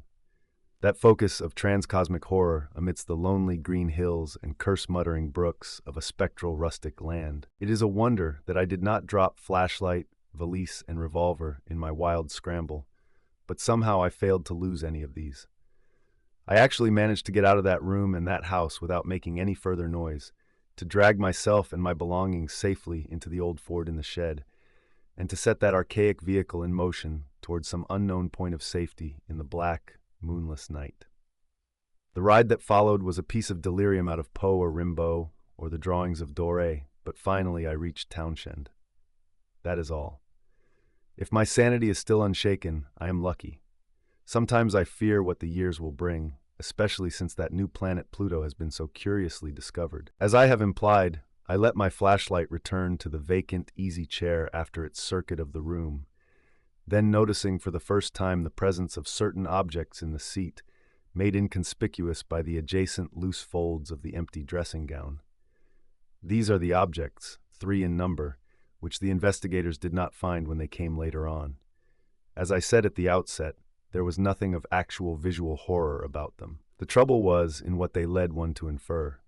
Even now I have my moments of half-doubt, moments in which I half accept the skepticism of those who attribute my whole experience to dream and nerves and delusion. The 3 things were damnably clever constructions of their kind, and were furnished with ingenious metallic clamps to attach them to organic developments of which I dare not form any conjecture. I hope, devoutly hope, that they were the waxen products of a master artist, despite what my inmost fears tell me. Great God, that whisperer in darkness with its morbid odor and vibrations, sorcerer, emissary, changeling, outsider, that hideous repressed buzzing, and all the time in that fresh shiny cylinder on the shelf. Poor devil. prodigious surgical, biological, chemical, and mechanical skill. For the things in the chair, perfect to the last, subtle detail of microscopic resemblance or identity, were the face and hands of Henry Wentworth Akeley. Thank you for listening to this production from Triple Impact Studio. Let us know what you'd like to hear next.